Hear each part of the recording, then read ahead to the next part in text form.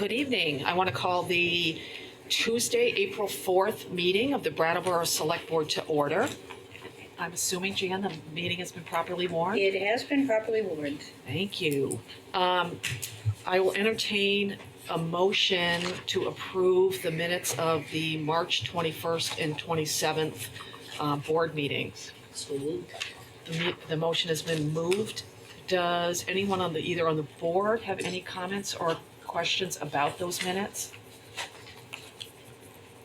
No? All right. We have a motion to approve the minutes of the March 21st and 27th board meeting. All those in favor say aye. Aye. Anyone opposed? 5-0. This is our first real meeting of this current board. We met about a week ago just to swear in our new members and elect the leadership. So I want to welcome everybody. Town meeting was last 10 days ago, feels like longer than that. And I'm happy to report that we passed the town budget. And I think we got all of our business done efficiently and there were no major controversies. So I think we can move forward into this new year. That's all I have to say. So, Town Manager, do you have any comments? Thank you. I have two this evening. The first is just a heads up to everyone who's here and everyone who's watching. We are under a flood watch, but what that means is that with the rain that we're receiving and the snow that's melting, that the conditions are right where if there's enough of it and it comes fast enough that there could be flooding. It would be upgraded to a flood warning if they actually think we're going to have flooding in our area, and that's not what's happening right now. Right now what we have is a flood watch, and it's a very large area that's covered by that flood watch, everything from central upstate New York all the way across all of Vermont. So we just wanted people to be alert to the fact that today's weather wasn't quite as bad as what was predicted, but there's some pretty heavy rain predicted for Thursday and Friday. The ground is already saturated, and so we wanted to reassure the community that town staff is watching really carefully to the spots that we know are usually the first to cause trouble in weather like this, and we're ready to ramp up response actions if we need to do that later in the week. But as of right now, it's just a word of caution. Related to that, there's some good news regarding the National Flood Insurance Program, which is that the town participates in what's called the community rating system. And through that, we document the different ways in which the town takes actions to reduce the threat of flood damage to property in the community. So in some ways, that's actually geared towards increasing resiliency. Things like the buyout of the 805 Western Avenue property this past year to give the brook more room to meander there when it needs to. And in other cases, it's more administrative type actions and communication out to the community about ways in which individual property owners can better protect themselves. But there's a variety of different ways that we're scored, and all the other participants in the CRS program are scored. And this particular year, our score has improved. Our overall score, we're now a class 8 rather than a class 9.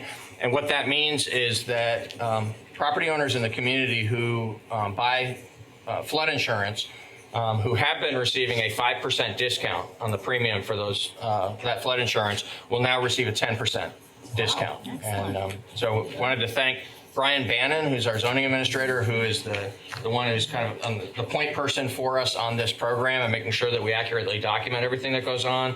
And I want to also thank Public Works in particular, but the rest of the town team that's involved in taking the actions necessary to reduce the flood threat in the community.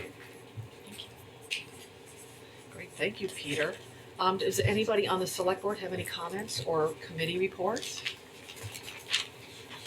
Comment. David has a comment.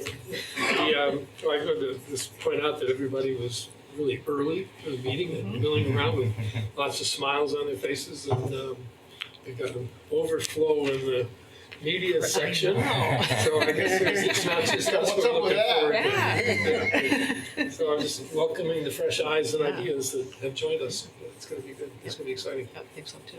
Chris, you're getting bumped out of your chair. Is there anybody in the public who would like to make a comment on something that's not on the agenda, come right up to the microphone. And if you will introduce yourself and tell people where you were from, so not only for the minutes, but for the TV viewers. Posterity. Well, my name's Dale Joy, and I'm from Brattleboro. I was born and raised here. Leave and come back, like most of us. But this is what I want to say tonight. I had to put it on paper because, Peter, you and I have talked about it before. But I'm going to continue this until this is all cleaned up, okay? So, my name is Dale Joy. I am a cleaner organizer and have worked in some of Brattleboro tenement buildings. Just before Christmas 2016, I was sent a vacate notice. I had previously called the State Health Department to make the landlord, Bast Investments, comply with health and safety regulations. I had moved into the building the previous January. A few weeks after I moved in to their building at 270 Western Avenue, the water pipes froze. And my apartment and the apartment below, both were held up for a day or two with these frozen pipes. It happened again a while later. The apartment was on the north side of the building, and when the north wind blew, everything got really chilly in there. So it wasn't insulated properly. The kitchen temperature went down to 52 degrees during these days, and some of them lasted quite a few days. Later, when spring came, and the hallways reeked of spoilt milk, rotten garbage, and mildew. This happened on and off during high moisture time, spring through fall. The building's wooden parts were covered with mold and had not been cleaned in a few years. The leaves in the yard had been piled up for years and had a lot of mold on them also. The front steps had green slime on them. The paint was peeling wherever there was wood. People would track in leaves and slime into the building. The back porch was covered with a light mold and a powdery grit. The main building exterior walls were covered in vinyl. The wood trim and porches were peeling lead paint and layered with black mold in many places. I had called the town health and safety officer to come and take a look. The fire department sent their health officer. He tried to get the landlord to comply, but did not put it on his record what he saw. Instead, he minimalized it or looked at it with a blind eye. I had worked diligently for the previous months to get the landlord to fix the items they should have fixed a long time ago. I was trying to work through the town health officer to make the landlord fix the insulation, clean off the peeling paint, which was covered, 90% of the building was covered with peeling paint, and to replace or clean those old matted rugs in the hallway so the stench wouldn't bother us. None of these things happened until I called the state health department. This put the town health officer in a precarious position. He tried to curtail the problem with the buildings and make them sound like they were not a major problem. But I sent pictures to the state health department. They saw what I saw. If the regulations had been followed by the town health officers, I would not have had to go through the state health department. Will the select board follow the guidelines to protect the tenants? These are the state regulations that this town has adopted. If so, how will the select board monitor the things some of these landlords try to get away with and stop the health officers from being complicit, and turning a blind eye? Did you get that right? Did you understand? Okay. There needs to be accountability for not following proper protocols to ensure tenant health and safety. If the health and safety officers were doing their jobs, I would not have to had called the state health department. I would have not been vacated. This landlord was wrong to do this to me or to anyone. He should have kept his buildings up. That's what I wanted to say tonight. Great, thank you so much for sharing that. Thank you. Is there anyone else that wants to say something? Sure. I'm Daniel Quip. I live here in Brattleboro, and I organise with a group called 350 Brattleboro, which is a local group of 350 Vermont, which is a climate action organisation. And it was interesting to hear Mr. Elwell talk about flooding and flood watches, and we know that one of the hallmarks of climate change is increased precipitation. And, you know, we can expect to deal with that increasingly year on year, and it's good that the town is taking action. And I remember the charrette last summer about the the work that was considered for the Whetstone corridor. So I hope that the town continues to consider that. I was one of the organisers of a select board candidates forum, which was held in this room back in the end of February, and it's really nice to see the new select board candidates up there and David back there, and I'm excited about the work that the board's going to do. And I just wanted to kind of remind Brandy, David, and Tim of a couple of things that they said during that meeting.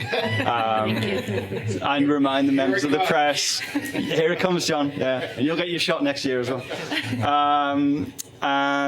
So, Tim, you said that we need to show our taxpayers that the energy audits are going to pay off over a certain time, and that even despite drops in energy costs, there has to be an overall vision to move forward with the audit, to save on the town level, and to think globally and act locally. And I couldn't agree more. David, you pointed out that the town could be looking to generate electricity, and that the dump is going to get covered with solar panels, and that's terrific. But we need to be creating living examples of how to live without consuming oil, and that the town could play a huge role in that. And Brandy, you were perhaps most forceful of all three. You said that the energy audits are done. Let's do this. Let's move forward. Whenever there's a road improvement, there should be a question on the table. Can people ride their bike or walk here without bad things happening? If we want to be forward thinking about how we're getting people around physically, we should be thinking about those things. And then you said finally that we should be investing in our own energy. And these are all questions that I'd love to hear this select board talk about over the next year. We'll certainly be paying attention, and we'd be happy to meet with you and talk with you about our ideas on it as well. Thanks. Thank you. Thank you. Does anyone else want to make a comment on something not on the agenda? Great, thank you. Now we need to convene as liquor commissioners. Would someone like to make a motion to convene? We have a motion to convene as liquor commissioners. All in favor? Aye. Anyone opposed? 5-0. We have convened as liquor commissioners. First up is a first-class liquor license for Cantina Fedora, and sorry if I pronounce it wrong. You folks can come right up here on the table if you want. All right. It's more Free comfortable. publicity. And if you would introduce yourselves. Did you bring menus? Yeah, we have to taste the food first. So introduce yourselves, and then if you want to tell us a little bit about the restaurant, where it is, what kind of food you're gonna. Okay. I'm Stephanie Shimon. I've been in Brattleboro area for 12 years now. I have a business over in the Book Press building, and this is all part of a scheme to get my brothers moved to the area from Virginia. I went to culinary school, so I have some restaurant experience, and this is our plan. So, you want to talk? Yeah, so I've been in Brattleboro about a month, and I've really enjoyed it. Everybody's been super friendly and nice, and not too busy to, stop and talk. And I'm from Richmond. Well, I'm moving from Richmond, Virginia, and been wanting to get my family close to her family, so we could have holidays and stuff together. So we decided to open a restaurant, And yeah. And you know, my dad always joked when he moved to New England first out of all of us that there was not a whole lot of options for Mexican food. Your dad's right. Yeah, he's right about a lot of things. So, you know, we decided that this would be a good opportunity to get our families back together again and, you know, do something we both always wanted to do. And your restaurant's gonna be located in the Harmony lot by Elliott Street? Yes. Former Graffiti sandwich, correct. And what are your hours? We're still trying to kind of feel that out. Earlier in the week would probably be, you know, 11 to 7, maybe later in the week till 8 or 9.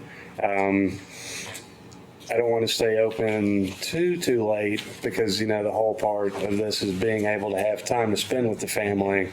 And, you know, we're not trying to be just a bar, but a Mexican restaurant that serves, you know, beer and wine. Except for Cinco de Mayo. Except for, you know, we had to make an exception for, right, which is coming up, so. Peter, is there anything that we need to know? It's been reviewed and approved by the police department and the fire department. For the benefit of the two new members, you'll hear that over and over again on these liquor items because of the fact that if they're not ready for your review, then we keep working with them until they are ready. So once they get here, I'm always able to say they've been reviewed and approved by the police and fire departments, and that if you do approve the request this evening, it's subject to final action by the State Department of Liquor Control. Does anyone on the board have any questions? Do you have a lot of renovation to do first, or is it? Not really. The kitchen was all up to code. The health department's already been out. We have the okay to serve. Basically, all we've done is kind of brighten it up, made it fun on the inside. We've got some art on the walls and some seating in the windows. So as far as the kitchen was concerned, it was pretty much turnkey, you know, nice new equipment. Everything's good and clean. And What is the seating capacity in there? 50 is the most. Yeah. Right now, it's 36 seats. I know the closest next is like Keene, isn't it? Or, No, it's Freestone. Freestone. Well, but I don't, that's. It's more Mayan. Right. Right. Which is, well, good. Congratulations. Thank you. Open basic. I have a newbie question Yeah. for the town manager, really. Sure. Is there any difference in a process for a restaurant that sounds like there'll be more of an earlier liquor serving place than, is there a restriction according to which license they're applying for? No. As far as how late they can be open and serving? Right. The distinction is whether they're serving for consumption on the premises or whether they're serving for someone to buy alcohol and take it away. So the first class license allows it to be consumed on the premises, whether it's a an earlier closing establishment or whether it's one that's going to stay open late into the evening. Okay, that was just a curious question. Does anyone else have any questions? I have one more, so you can advertise this. When are you shooting to open? Mid-April, hopefully. I have to go back to Richmond one more time. Selling my house, buying a house up here, so I have to, load a moving truck up, move everything up here, and then. But we're very close. The menu's finished. We've been talking with food reps. We're getting the pricing down, so it's just a matter of. I don't want to open and then have to close and lose any buzz that is going on about it. So people should be looking in mid-April. Yeah, and right now there's papers up on the windows.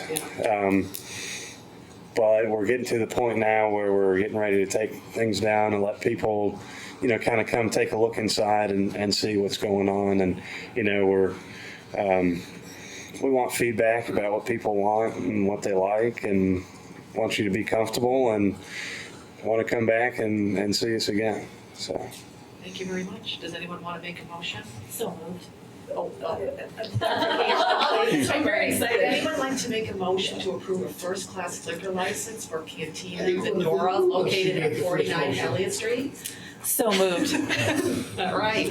We have a motion to approve a first-class liquor license for Cantina Medora. Am I pronouncing it right? Yes. Medora LLC located at 49 Elliott Street. All in favor? Aye. Anyone opposed? Motion carries 5-0. Thank you right. so much. Thank you. Congratulations. Come visit us. Would anyone like to make a motion to adjourn as liquor commissioners? I will be adjourned as the commissioners. We have a motion to adjourn as liquor commissioners. All those in favor? Aye. Anyone opposed? Now we need to convene as water and sewer commissioners. Anyone would like to make a motion to convene as water and sewer commissioners? So moved. We have a motion to convene as water and sewer commissioners. All those in favor say aye. Aye. Anyone opposed? We are water and sewer commissioners. And I guess Peter, no, it's Steve Barrett. Sorry, Steve. You're going to talk to us about the purchase of a pickup truck. Sure.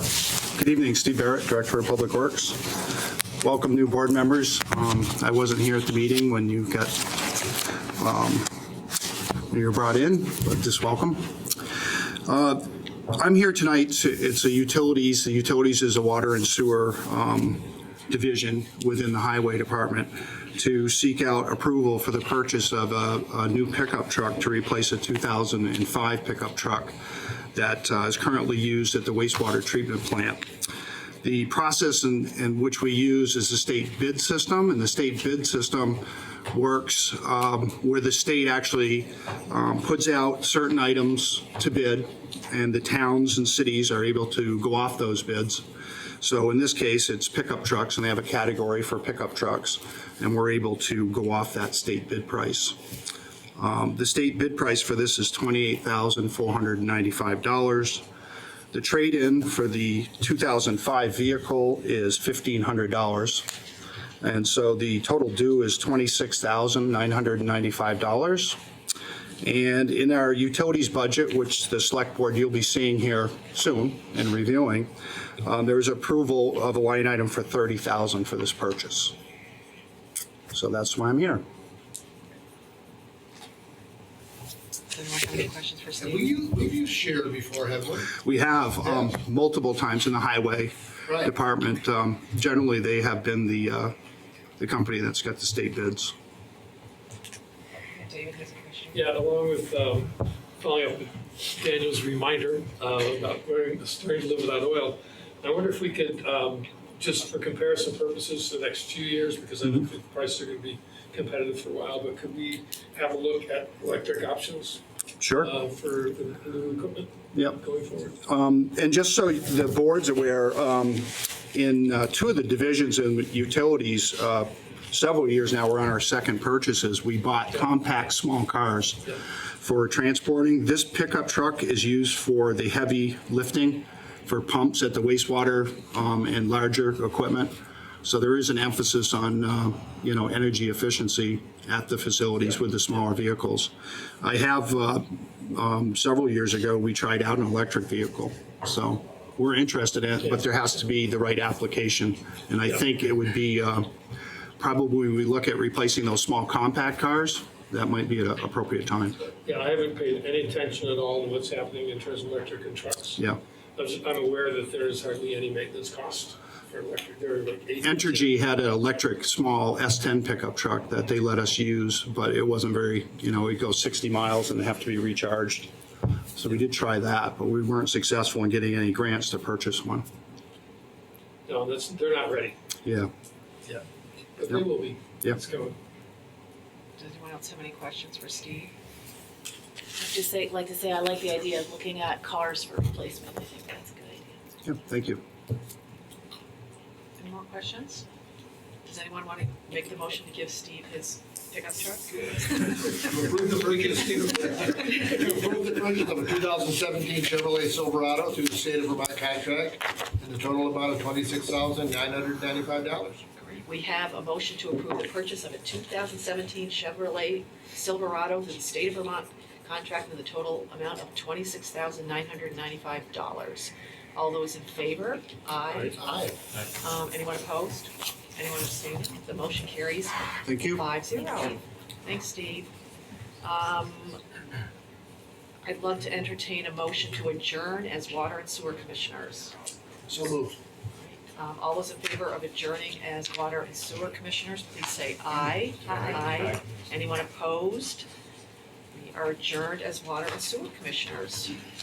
We're gonna have our, I was gonna say annual, but it's not, every meeting update of the police fire facilities project. Thank you. First on West Brattleboro, where this will probably be the last time I comment on it because there isn't anything more to say about the construction of it. But as we've talked at previous meetings, we were looking for an appropriate date a little bit further into spring when hopefully the weather will be a little bit better to hold the dedication of the building. So that open house is scheduled for Saturday, April 22nd from 9 until noon. The ceremony, there'll be a brief ceremony to actually cut a ribbon and open the building at 9:30 that morning on Saturday, April 22nd. But we look forward to everybody being there. John is... Oh, no, I'm talking to Robin Sweetapple today. Yes, I know. Both of us will not be there. Thank you very much for making it at April 22nd. I understand. So, We yeah. circulated the proposed date among everyone, and there were unfortunately a few people not able to attend, but most everyone who's been involved in the select board and the Police Fire Facilities Building Committee is able to attend on I that just date. wanted to apologize, let John. you that I'm a little upset about the opening of the West Brattleboro Fire Station. Okay. John, where are you gonna be? I will not be here. I will be where they have a lot of Mexican drinks. So, moving on to the work that is continuing, at the police station, the last of the demolition work is getting finished, and we've moved on into beginning the construction of the actual police station portion of the building. And for the next 2 weeks, it'll be continued framing inside and the roughing in of the mechanical, electrical, and plumbing systems there. So still very early in the work, although we do expect it to move along quite quickly now, since one of the reasons that building was attractive was the ability to just gut the inside and rebuild, according to the police station design. So construction should move aggressively forward now. We do expect the police department to move in before the end of the summer. And check with John first before you plan that. We certainly will do that. Yeah. We'll make sure John gets to cut the ribbon at the police station. No, I'm already hurt. At the central fire station, the roof is now on the addition, and there is some additional framing and masonry wall work going on inside the addition. During the next 2 weeks, we expect that that'll be completed, and that the perimeter masonry walls in the addition portion of the building also will be completed. Roof work is moving on now to the existing structure. Some work that needs to be done there to replace that roof, and the slab section in the, not where the apparatus will park, but the perimeter of the addition underneath what's going to be the mezzanine area. That slab is going to get poured. You'll recall that at West Brattleboro, we did the same thing. That it was a two-stage process, pouring first the perimeter slab that's going to take the lighter weight, and then going in when the construction is further along to actually pour the slab that'll take the weight of the heavy trucks. Any questions about the construction activity at any of the locations? Financially, the only thing that I've approved since the last report was a payment of $10,688.39 to Osterman Propane. The reason for the larger than usual amount is that covered 3 months of propane usage up at 62 Black Mountain Road. And overall, the report is changed only by that payment, that very small amount from what you saw the last time. We have $957,972 of uncommitted funds still in the project fund. We do expect at the next select board meeting to recommend the expenditure of some of those funds, and we'll be very clear about which items we're asking for now, as well as in response to the point you made the last time we had this kind of a conversation, the things that we foresee being necessary between now and the end of the job. So there'll be a more complete report of those things that are not included within the scope of the actual construction project, but still need to be purchased before the end of the project. I actually have I have a newbie question. Sure. I'm gonna jump on that. When looking at the place for the 62 Black Mountain Road, were things like energy efficiency and possibly generating its own energy or things like that looked at that time? generating its own energy, I don't know how recall the sun any is real- there, or anything. But. Yeah, there is a possibility. There's been some discussion of putting a roof over the area where the police cars are going to Yeah, I park. remember that. And there's a possibility of putting some solar panels on that. There isn't any inclusion of solar within the scope of the project as it's currently designed. There are, however, there has been consideration given to improving the energy efficiency of the building. It's a building that was built in 35 years ago. Yeah, I wondered. 1985, I think, or no, 19. Anyway, 35 years ago, the building was built, and there's been obviously some opportunity to increase the amount of insulation and otherwise improve the building so that it will perform better from an energy point of view. And we've had interaction previously in the design phase of this at the Police Fire Facilities Building Committee meetings. We've had interaction with Efficiency Vermont. Yeah, Efficiency Vermont. Around came to a those lot of issues. meetings, right. And I know that it was discussed, but, there were some pros and cons about it. But, everybody did look into it that, for that time. And again, it was also because of financial constraints that we were trying to pare down as much as we could, but, that's probably not the best way to look at it. But It's a way, well, we had to get the budget passed, and Yeah, so right, that's basically what we were looking for. Another consideration is we signed on to the solar landfill at the waste district. And I think we're gonna wanna watch a year or two and see. But I think we figured out about 80% of our electricity would come from there. Right. And if we don't use everything we get, then we're wasting some of those credits. So I think we're gonna take a while before we do look at any more self-generation to see how that's gonna work. Right. That's incredibly, it's the best deal anybody's ever had in the state as far as the rate for the electricity coming from the project.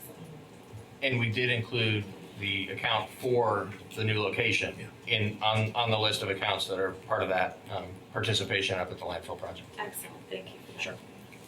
Does anyone else have any questions? I have one. Sure. The reformer has been there, for a month or something? Yeah, a little better than that. Are they happy with the space, or they made any? Yes. Okay. Yeah, no, actually, we had a recent meeting there. It was the first time I was actually inside the finished space to see it fully occupied. I guess I should be asking Chris to weigh in on this, but I got the clear impression that people are happy with the new space, and the purpose of the meeting was actually to go over the final tally of the construction costs for the splitting of the costs between the reformer and the town, and we'll make that part of a future update. Yeah, because I went up and saw the new space, and it looks really nice. I said to who I was talking to, it's like a new car smell, it's still got the nice smell of the new carpets and everything. So. And one finishing touch that remains for them, and I'm sure it was pretty ugly up there today with the rain, but because of the weather conditions, there's still a sidewalk that needs to be constructed that'll go from the parking lot down to the entrance to the reformer site. So, that's been gravelled up for, to finish off the winter, but that'll be a finishing touch. And then putting a sign above the entrance so that it's clear to people when they come out of the parking lot onto that sidewalk where the entrance to the police station is, and then where further down that sidewalk the entrance to the reformer is. So that'll all get wrapped up here in the weeks ahead. Oh, good. I'm glad people are happy. Peter, are you all done with you? Are you still talking about? I am, unless you have Okay, something else you want to cover. no, I just was gonna ask the chief or something. So, keep going. Do you want to ask oh, you're still going? He's still going. No, do you want to? No. You can go. Chief, how's everything going out in West Pratt? I mean, you've had, what, 2 weeks? Yeah, very good. Building is doing everything we expected it to and thought it would. Yep. And it's performed really well. We're excited to really expand out into it. We're still only running that one engine out of there. Right. But, You've had a few calls out of there already? oh, yeah. Yeah. Good. They weren't here, well, the day we had the backing in, they had a call before we could get the truck. It's true. Well, It's really nice. yeah, We're really happy. good. Does anyone in the public have any questions about the police fire project? Well, poor Peter's not done yet, so kind No, of. yeah. No, he is Yeah, done. good. Yeah. Thank you. John's way down there. He doesn't I know, pay I- attention. I suppose I have a question. Oh, yeah, sure. This is kind of like, I probably just missed this. I work just up on High Street, and I walked down Church Street. That's the name of it, right? Yeah. And I've seen this construction go up over the last few weeks, and it's gone up really quickly, and it looks great. I'm sort of curious, like, what's going to be in that part of the building? That's going to be the apparatus bay. So there'll be a mezzanine area that has some other uses that will be part of the fire station, where the part that the firefighters use for storing things, and a couple of offices there and all. But in the bulk of that addition area that you see, that's the framework for, is going to be where the fire trucks are parked. So that there'll be part of the area that has been out front onto Elliott Street, where the fire trucks have been for all these years, is going to be converted into space that'll be occupied for offices and other uses as part of the fire station. And then there'll also be, in a couple of remaining bays, some smaller equipment that's stored there. The heavy equipment, the fire engines and the ladder truck and the rescue vehicle that all report out of that station and answer calls throughout the community will be coming out of the addition. All right. And the parts of that building that will be occupied by people rather than trucks, they're going to be pretty well insulated? Actually, all of it's going to be pretty well insulated. There's going to be an upgrade to the insulation in the older part of the building, as well as better than just code requirements in the new addition as well. Great. Thanks. There is a set of blueprints somewhere, isn't there, in the? Yeah, we have a set of prints for all three of the jobs So in if you need the to- office if you'd like to see Yeah. them. Great, thank you, Peter, for that update. You're welcome. Now we're going to have a public hearing on a Vermont Community Development Program application for the Wyndham-Windsor Housing Trust Scattered Site Grant. So what I want to do is open our public hearing, and I think Patrick is going to talk about this grant. We've done it in the past, and it's a community development block grant, is another way to say the Vermont Community Development Program, but it's a little different, correct, Patrick? So if you want to explain that. Absolutely. Well, good evening, everybody. Yes, the board is asked this evening to conduct the public hearing and to adopt the resolution authorizing the submission of a scattered site grant to the Vermont Community Development Program in the amount of $715,896. And these funds will be subgranted to Wyndham and Windsor Housing Trust to provide a range of services across the two counties that they serve. Now, those services include a home repair loan program, a housing counseling and advocacy program, and a first-time home buyers program. And what's really nice about this is the town of Brattleboro has been serving as the host community for this application for a couple of years now, since 2014. And I would have to say it's really been successful for a couple of reasons. One is that Brattleboro citizens make ready use of these services and are, making use of them almost slightly ahead of their percentage of the population within the two counties. So they're really taking advantage of these services. And secondly, that due to the strength of the subgrant, in this case, Wyndham and Windsor Housing Trust, their staff are really capable, and they keep the administrative burden on the town of Brattleboro to a bare minimum. So in this particular grant application, we're contemplating about $2,000 worth of administrative cost, which would be fully reimbursed to town of Brattleboro by the program, which, given the number of households that it serves and the impact of those services, is really a good bang for the buck. What's kind of interesting about this particular application and differentiates it from previous applications is that Wyndham and Windsor is responding to a request from the state of Vermont to partner with sister organizations that deliver the same services elsewhere in the state. And so Wyndham and Windsor is going to be partnering with a company called Downstreet. They serve Lamoille, Orange, and Washington counties. And Wyndham and Windsor is going to be doing some of the back office work and the loan administration, not just for what's going on here in Wyndham and Windsor, but for these three other counties. So it's what's called a consortium application. Town of Brattleboro is partnering with the city of Barrie. What's really nice about this is that from the town standpoint, our contractual relationship will be limited to Wyndham and Windsor, as it always has been. And Wyndham and Windsor will be liaising to Downstreet. So there really isn't going to be any additional administrative burden by the expansion of the sort of catchment area here. And we think it's just going to be a continuation of an ongoing success. And I would also like to point out that we have two folks here from Wyndham and Windsor tonight. We've got Elizabeth Bridgewater and Bruce Whitney, and I know they would probably like to say a few words about their programming. Sure, do you want to come up to the table and you can introduce yourself for the viewing audience? Hi, I'm Elizabeth Bridgewater, and I'm the Director of Homeownership at the Wyndham and Windsor Housing Trust. And I'm Bruce Whitney. I'm the Lending and Shared Equity Manager at Wyndham and Windsor Housing Trust. Patrick, thank you for that introduction and your support. And thank you, members of the Board of Selectmen and Town Manager, for hearing us tonight. I would agree with Patrick. We've had a great partnership with the town for the last few years. The staff are wonderful to work with. And I feel like it's been a really great working partnership.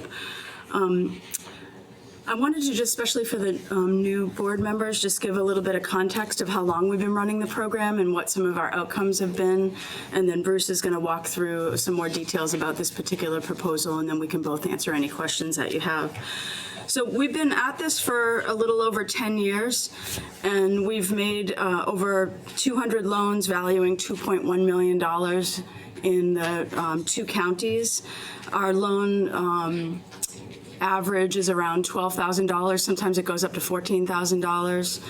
And really we're helping homeowners with critical repairs, a lot of new boilers, lots of new roofs, lots of accessibility kinds of help, getting in and out of homes for folks that need accessibility enhancements, some bathroom enhancements, those kinds of things.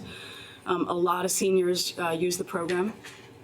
And we provide the lending, but also program oversight, project oversight. We help them build the scope of work, and then we oversee the project in order to make sure that both that taxpayers' money is being used wisely and in accordance with the scope of work, but also that the homeowner has that added value of having somebody helping them oversee the project. A lot of the homeowners that come to us don't have that capacity, and so we add that extra capacity for them. In our counseling program, as Patrick said, we provide a variety of counseling services, including pre-purchase counseling, one-on-one education. We work with credit repair, budgeting. In particular, we help people understand what they can actually afford and really work through the details of that so that potential homeowners are buying things that they can afford. We're really after successful homeownership. And so that's a key component. Once folks become homeowners, we help them with navigating taxes, filing homesteads, looking at refinancing options, just being there to help them make good decisions. Sometimes people need to come in for a budget update and or helping figure out how to finance repairs either through our program or through other financing methods. We've helped 335 households become new homeowners after going through our program. And with that comes a lot of help with down payment assistance money and or low-cost loans. There's a lot of services throughout the state that they can't access them without coming through a program like ours. One of the reasons why I feel like we're such a wonderful resource in the community is that Wyndham and Windsor Housing Trust is a chartered member of NeighborWorks of America, which is a national organization that provides training and really sets the standard of excellence and uniformity in the country on housing counseling. And so all of our staff are trained and certified, and we're subject to ongoing continuing ed requirements so that we can assure that the staff is up to date on all the latest mortgage issues and trends, and we bring that to bear to homeowners and buyers in our community. Our loan staff is licensed by the National Mortgage Lending System, and so we are subject to lending laws just like any other licensed lender. And so the point of telling you this is that I feel like our services are really at a very high quality, and I think that is reflective in the outcomes that we have on behalf of the community. So we're delighted to be asking for your support around this continuation of funding, and hope that you'll say yes. And I'm going to turn it over to Bruce to go through more of the details of the particular grant that's before you. Thank you. And I'll be talking about the particular grant we're looking at, which, as Patrick said, is will be funding our lending and counseling programs starting October 1st of this year and running through September 30 of next year. So we're asking for $715,896. We're projecting that this is going to result in 558 households served. We'll be doing 47 home repairs throughout the 5 counties. 511 households will be educated and counseled, creating 120 new homeowners, and 83% of those will be new homeowners. We're leveraging over $18 million in additional funds. Some of it's federal, other federal programs coming, but a bulk of it, about $18 million, is the private mortgage financing that we're helping people access through our programs. As Patrick mentioned, the really kind of the new twist here is our strategic partnership with Down Street Housing and Community Development. We're going to be the back office on the lending. Our lending staff, me and our loan administrator, will now be doing all the loans in 5 counties. We'll also be doing all the grant administration and fiscal oversight and reporting for the entire 5 counties. So instead of having 2 administrative hubs, there used one in the 3 northern counties and one down in these 2 southern counties. There's now going to be one, and that's going to result in some significant savings. We expect our program delivery costs to decrease by 18%, and that our grant administration costs will decrease by 22%. So, as you're aware, these VCDP community development grants are very competitive, very sought out by communities such as Brattleboro and other programs. So this is going to free up money for other very valuable programs. So we're really excited about that. I did want to mention that we do have an energy efficiency loan product. We have that available. We can streamline it and help people insulate their homes, add renewable energy, etc. So, our reach out into the area in 2016, as Patrick mentioned, Brattleboro is we do serve Brattleboro really well. More Brattleboro residents use our services than the ratio in the general population. The 3 urban centers of the 2 county, Brattleboro, Bellows Falls, and Springfield, 19% come from Brattleboro, 10% come from Bellows Falls, 19% come from Springfield, and then rural Windham, the rest of Windham County, besides Brattleboro and Bellows Falls, is 33%. And then rural Windsor, other areas of Windsor besides Springfield, is 19%. That's for the home repair program. Kind of similar numbers in our housing counseling program. Brattleboro residents make up 19%, Bellows Falls make up 5%, Springfield makes up 7%, rural Windham makes up 19%, and rural Windsor makes up 12%. And then there's a scattering of people from other Vermont counties or the tri-state area, New Hampshire and Massachusetts.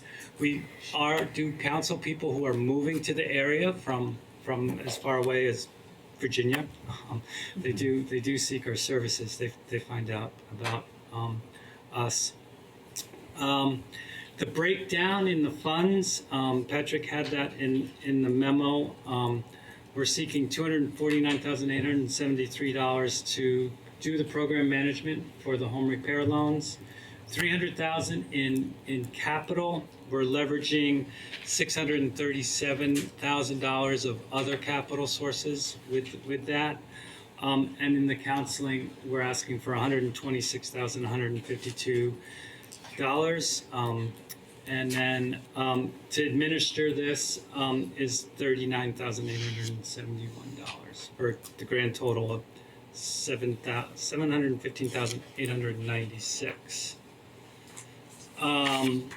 So we, I'm just gonna tell you, one of our Brattleboro residents wrote us this very nice letter. So I'm just gonna close with that. It's kind of humorous, but it was the winter of 2015-16. The weather was so cold that even with heat tape, the pipes under my mobile home froze. Not only did I discover that the pipes were frozen, but the heat tape was defective, the insulation rotten and moldy, and the water heater was leaking. It was overwhelming to me. I had no money to fix it and no idea where to begin. Then someone suggested the Wyndham and Windsor Home Repair Program. What an amazing program. The staff were so respectful, fun, and helpful. They knew how to help me get the funds together, apply for the loan, make the payments affordable, and help line up the repairs. They are connected with many contractors in town, making it very easy to get work orders completed and paid in a timely manner. They walked me through every single step of the repair, and not once did they make me feel uncomfortable for needing their help and guidance. Instead of drowning in repair costs and stress associated with the whole project, it went so smoothly. I cannot thank you all enough for helping me through this difficult time. It is wonderful to have a dry home with running water again. Thank you so much for making this program available to homeowners. I don't know what I would have done without your help. So as Elizabeth said, kind of the special sauce we bring is our construction management. We have very seasoned people on our staff who know the contractors, know how to scope work, and we just step people right through the program and make it easy. So we hope that you vote in favor of this motion. Thank you. I want to just give a nutshell so people understand where the money's coming from, just in case people don't understand it. This is federal money. The Community Development Block Grant Program is a HUD program. So the money flows from the federal government to the state through the Vermont Community Development Program, which is housed out of the Vermont Agency of Commerce and Community Development. Then the town submits the application, hopefully gets it, and then sub-grants or grants it to Wyndham Windsor Housing Trust. So it's actually federal dollars that comes through. So it's not coming out of the budget that we just passed or anything. It's federal funds. So everybody gets where it's coming from. So does anyone have any questions?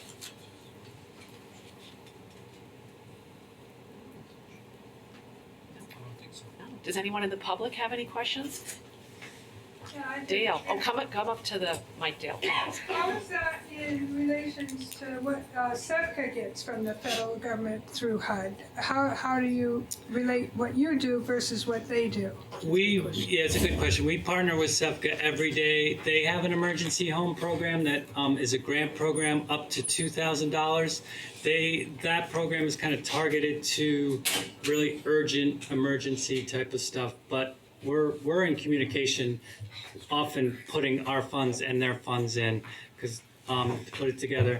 And then we partner with the weatherization department daily again too. They're often referring their customers to us to make repairs to the roof, to the foundation, to something that's preventing them from doing their work. And then vice versa, when we're in someone's home and we see that they could really use some weatherization and we know their income qualified, we make sure that they get in touch with SEVCA. Thank you. You're welcome. Now, when are you gonna submit the grant, and when do you think you'll? We submit the grant April 18th, and it's the June board meeting, so we'll hear in June. Perfect, great. Anyone else have any questions or public hearing? So you're not guaranteed the money yet? We are not guaranteed the money yet. Not guaranteed the money yet. So is it a lottery kind of a system, or is it a? No, it's competitive. It's just competitive. Yep, and they look at all the requests that come in. The state has historically funded this program all over the state, And so they expect to see grants from communities and from organizations like ours coming in to request the money. So it's actually written right in their guidelines. So we feel pretty confident that they're will look upon it favorably. We've actually been working very closely with the staff at the state to work out the details of this consortium and this partnership.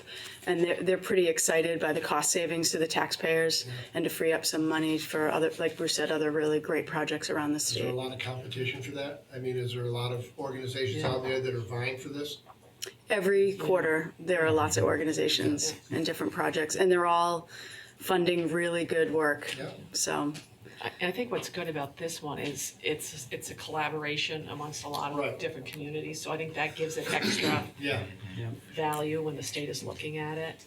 yeah, they like leverage funds. That's a big selling point, that we're leveraging private dollars, we're leveraging other grant funds, and we're working in collaboration with groups like SEVCA and being complementary with each other and instead of being in competition. Right. Good. Any more comments, questions? Yes, please.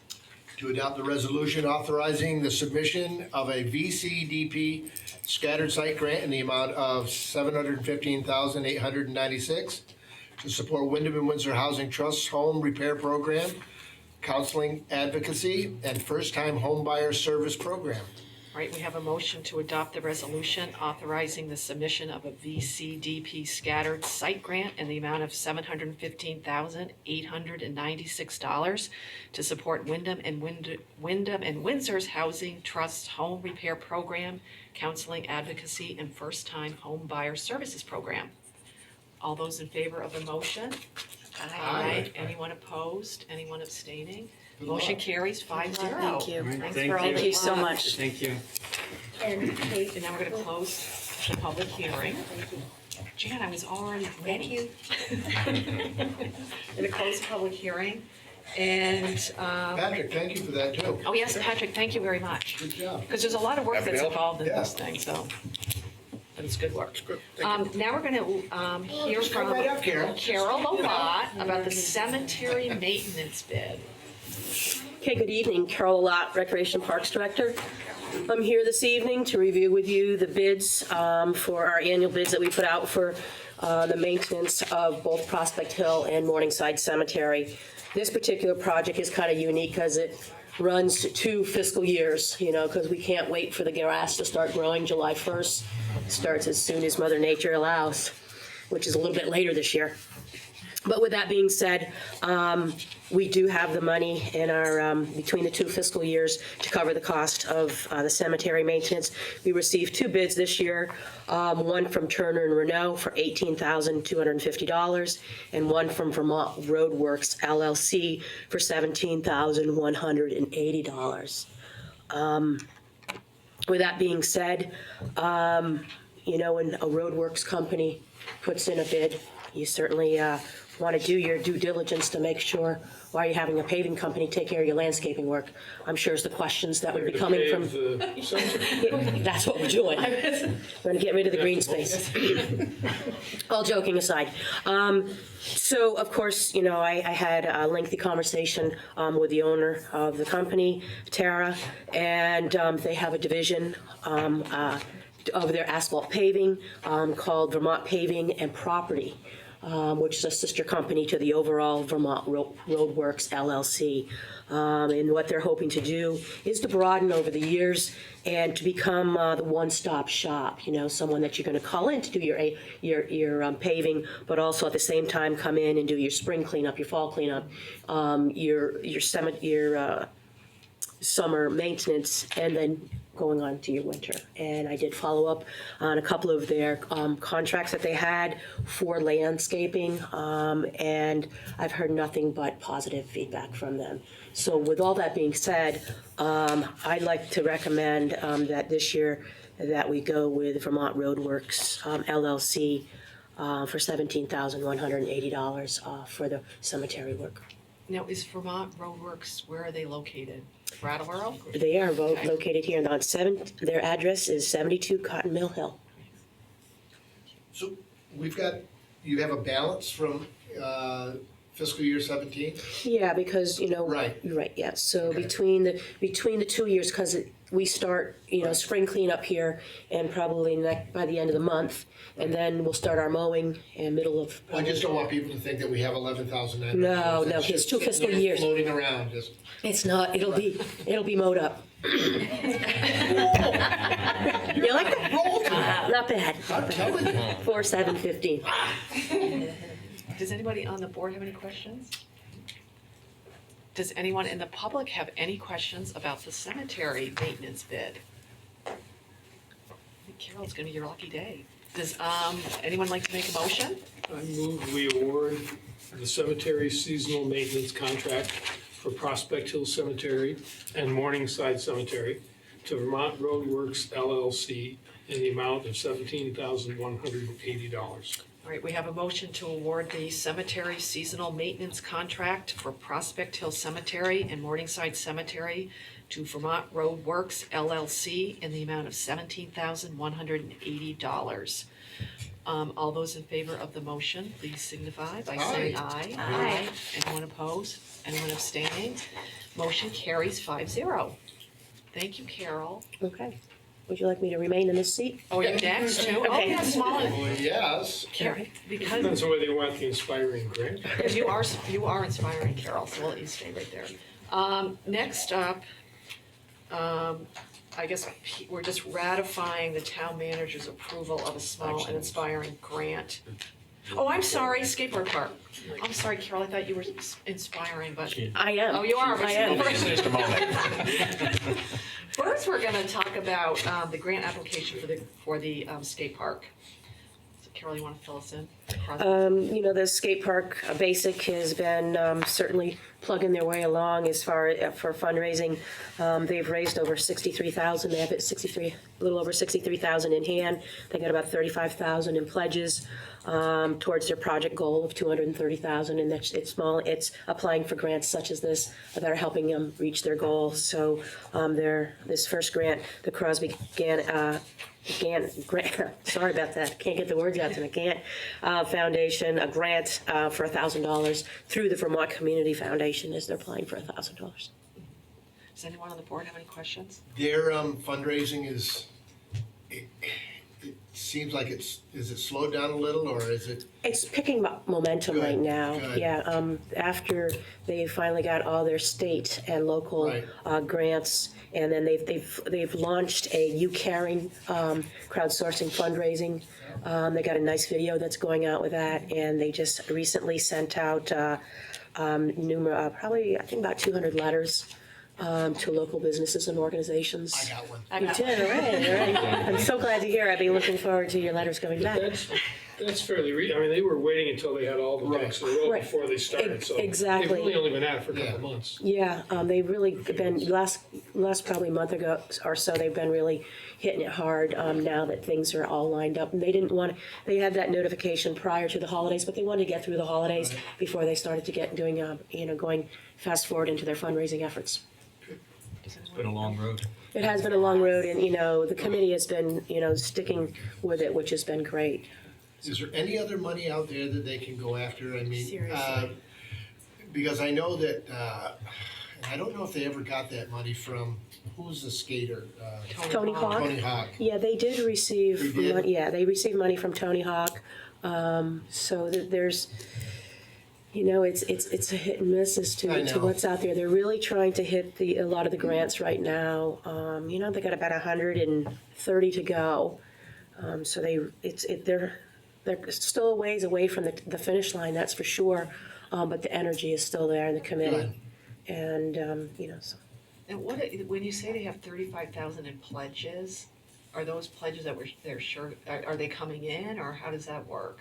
There people. One is an organization that had committed to 25,000, and then there's been an anonymous 10,000. So they're pretty sure. They're pretty sure they're pretty sure that money's going to be coming in. Okay, good. Yeah. So they're feeling, that they're at the 100,000. It's that got to break through that wall now and get to the other side and start seeing the home stretch. Great. Does anyone in the public have any questions about the grant for the skateboard park? All right. Does someone want to make a motion?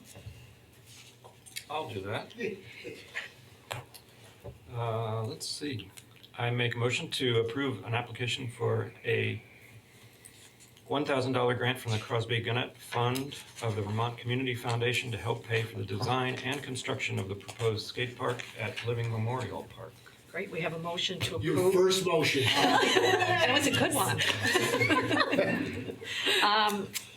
We have a motion to approve an application for a $1,000 grant from the Crosby Gannett Foundation of the Vermont Community Foundation to help pay for design and construction of the proposed skateboard park at Living Memorial Park. All those in favor of the motion? Aye. Anyone opposed? Anyone abstaining? It carries 5-0. Thank you. Okay, Carol, now I'm gonna do the one that I Just need to again? screwed up. Yeah, girl. This is the Small and Inspiring Grant, also for the skateboard park, and I guess we're just ratifying the town manager's, who's already approved. Yeah. I don't know who wants to go first. I'll just explain why it's a ratification, and then if you want more details about the application, really the story behind it is the same ditto to what Carol just described about where BASIC is in the process, and continuing to identify opportunities for funding and going after each one of those as they arise. So in this particular case, the deadline to submit was actually last week, and so in order to allow them to be able to move forward with that application, I signed off on it, and we brought it forward to you tonight just to ratify that action. Anyone have any questions about that? Anyone in the public have any questions? Carol, do you want to say anything else? Just ditto what I've just said. David looks like he's gonna do it. I move we ratify the town manager's approval of an application for $2,500 small and inspiring grant from the Vermont Community Foundation to help pay for the design and construction of the proposed skate park at Living Memorial Park. Great, we have a motion to ratify the town manager's approval of an application for a $2,500 small and inspiring grant for the proposed skateboard park at Living Memorial Park. All those in favor? Aye. Anyone opposed? Anyone abstaining? Motion carries. Randy, you're gonna have to read the first Congratulations. motion soon. Congratulations, Carol. Thank you very much, and again, welcome to the new board members. Thanks, Carol. Now we have another ratification of a letter that the town manager sent about a grant for a proposed solar project at SIT. And if everybody, well, some of us were here, some of us weren't, but Peter will describe it. We did the same letter for 3 applicants. It's through a grant through the Wyndham Regional Commission. Correct. So you can describe what we did and what we're gonna do. Sure. So the source of the funds is some of the Entergy money from the settlement with the state of Vermont, and all of those negotiations prior to the closure of the nuclear plant. There's $10 million that's being provided for broad economic development purposes to create jobs in the area, and then $5 million related to specific investments in energy. So this is in that $5 million, these funds would come from that $5 million pool. There's an ongoing round of grants applications being received right now. The deadline for submittal of those applications was March 31st. As Kate mentioned, 2 weeks ago, there were 3 separate proposals. One of the requirements of the grant program is to have a letter from the town that confirms that the project is not inconsistent with the town plan. And so we provided that type of a letter to 3 applicants at the select board meeting 2 weeks ago. SIT came to us since that meeting, but needing to file its application last Friday. And so it was the same situation as we just talked about with the Small Inspiring Grant, that in order to make sure that they had the same opportunity to compete for these funds, I went ahead and signed the letter in a similar form to what had been approved by the select board for the other 3 projects. What we're asking tonight is that you ratify the appropriateness of that action, and also authorize that Kate, as the chair of the select board, sign a new one. And we asked for that because SIT specifically said they'd like to supplement their application with a letter that's been signed by the chair of the select board so that it's in the same form as what the other folks have received. And I think what's important is that we're really not taking sides in any of these grants. You know, everybody's getting the same letter that it doesn't not conform with the town plan, so we didn't wanna, you know, they're all good, Exactly. all of them are good, so we didn't wanna weight one more than the other, if that makes sense to everybody. Does anyone have any questions about it? Does anyone in the public have any questions or comments about this letter? Oh, Brandy's ready. I'm gonna give it a We're shot. ready. John will I would like to make a motion that the select board ratify Peter Elwell's decision to provide World Learning with the attached letter dated March 28th and authorize Kate O'Connor as chair of the select board to sign an identical letter dated April 4th. Great. We have a motion to approve a letter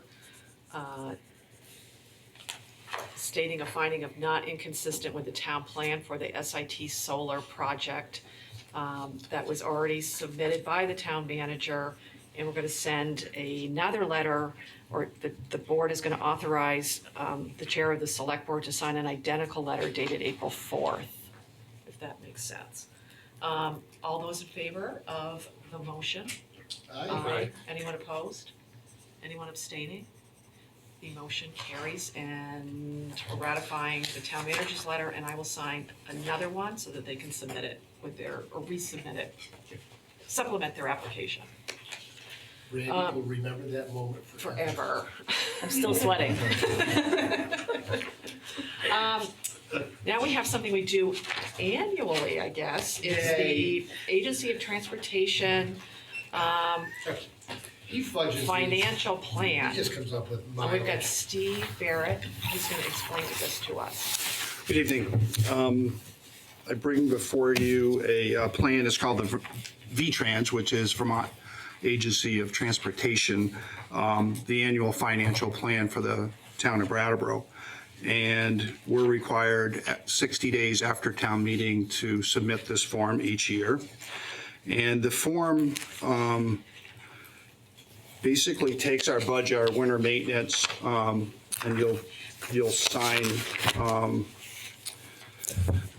that's stating that we spend $300 per mile, which would only be like $20,000 towards town roads, which certainly our calculations on this particular form, the spending for the highway budget is $1,399,869.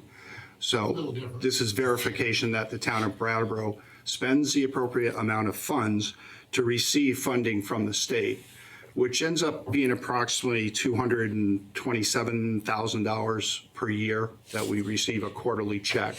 And that money is put towards roads for improvements. So I'm requesting that you approve the annual financial plan. Does anyone have any questions? No questions? Does anyone in the public have any questions about our road financial plan? John looks like he's got a serious one. Do they do this on the budget that you send to them, and is it a percentage of what we send up, or is it a formula that they use? I mean, It's a formula that's used and it's approved by the legislature. And what it does is it breaks it down into the actual number of miles, and they distribute those funds throughout the state to each city and town that complies. And what they do is they come up with a number for the number of miles, a certain dollar amount for the number of miles of class 1, 2, or 3 highways that you have in your town. And taking their formula and multiplying out the amount of money that they allotted for each highway, it comes up to that $227,890. So that's how they come up with it. It's an annual approval for this formula. Now, has the number gone up or down, or? has it It's stayed pretty the same? flat. It's stayed pretty flat for many, many years. Yep. And there's a lot of factors behind that, but. well, our mileage doesn't change, really. Right, and then, the gas tax, it's gone, so they're not getting as much revenue. Right. It's lessened, if you will, because so there's a lot of factors. But we appreciate that amount of money because that's what we do put into, this year in our capital budget is $250,000 for road improvements. And So it's well appreciated when we receive those checks. All right, anyone else have any questions? Would someone like to make a motion to approve the annual financial plan for town highways? I move that we approve the annual financial plan for town highways. We have a motion to approve the annual financial plan for town highways. All those in favor? Aye. Anyone opposed? Anyone abstaining? We've approved the annual financial plan for town highways. Now, I guess, Steve, you're gonna stay and we're gonna look at the certification of compliance for the town road and bridge standards. The certificate is, again, we're requesting your signature to verify that the Town of Brattleboro Department of Public Works has a town road and bridge standards, which we do. It was originally signed by the Select Board in March of 2013.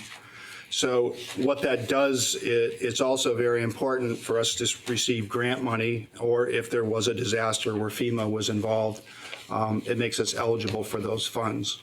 And really what the standards do is if we have washouts or we have situations where culverts fail, when we upgrade them, there's actually a study and analysis done to determine the proper size of the culvert so that it doesn't wash out on the next storm.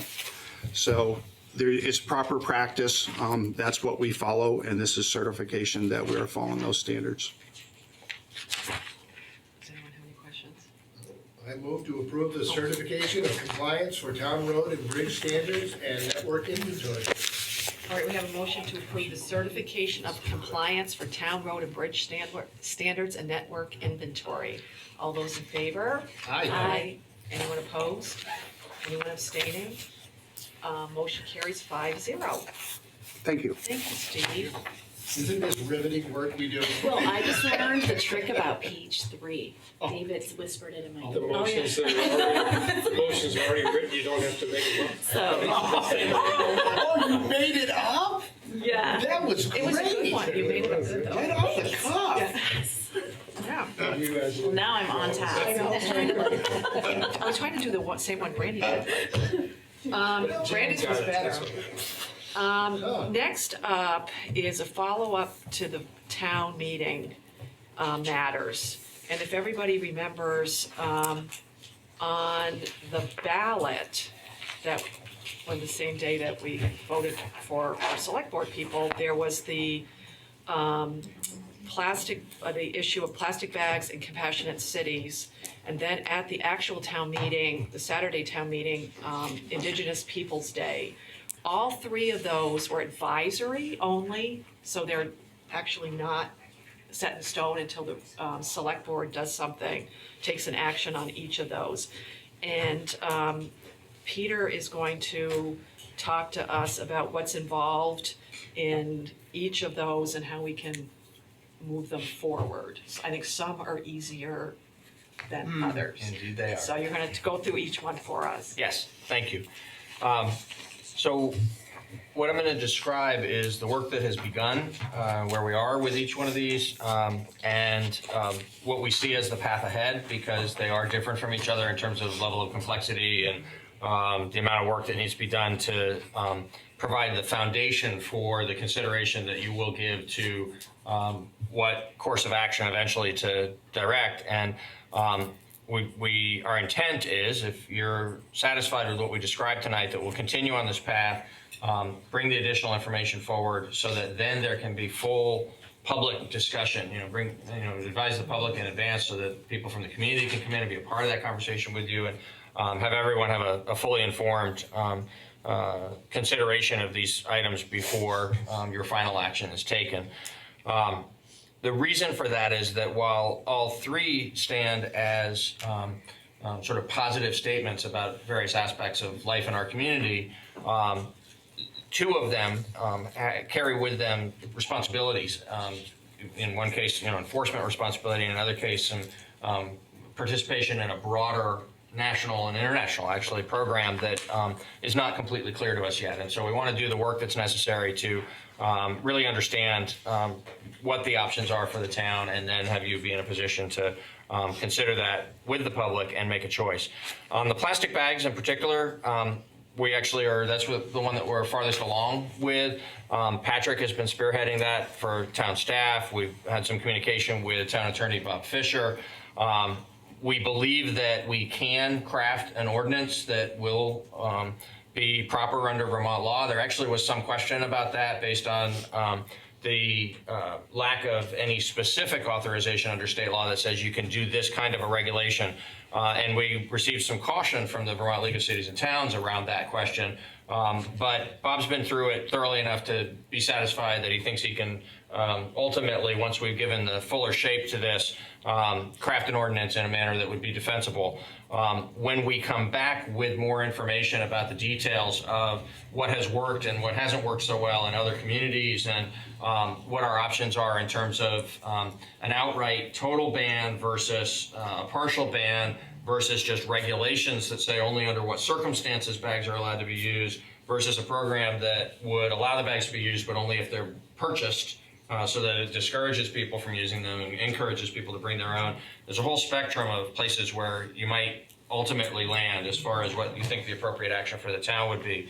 But whatever choice you make regarding all of that, together with Bob, we're confident that we can provide that to you in the proper form, that we can, in fact, have an enforceable and defensible, legally defensible ordinance. So our expectation is that within another month to 6 weeks, we should be in a position to bring you, a good, complete report on both the successes and the challenges elsewhere, as well as the legal aspect of this, and be in a position to have that more complete public consideration of the matter, if not by the second May meeting, then definitely in June.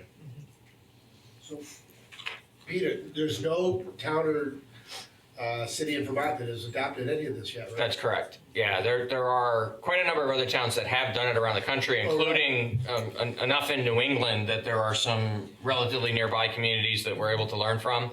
But that's where there's a distinction between the sort of practical and administrative aspects of how to do this in a manner that it can actually accomplish its purpose. That's one part of this, and that we're looking out to regional neighbors on. We would like to be able to look to a Vermont neighbor for the legal structural piece of this, but can't, and so we'll be breaking new ground on that. But again, Bob has looked at it thoroughly enough at this point to feel comfortable that once the decisions are made about exactly what kind of ordinance we want, he'll be able to write it up in the right manner. And in fact, I believe he'll have some advice to offer about where on that continuum from the most rigid kind of prohibition to the most flexible kind of encouragement, an inducement kind of an ordinance as opposed to more of a regulatory ordinance. He'll have some advice to offer about where on that spectrum we're in a more defensible position versus where we're taking more risk.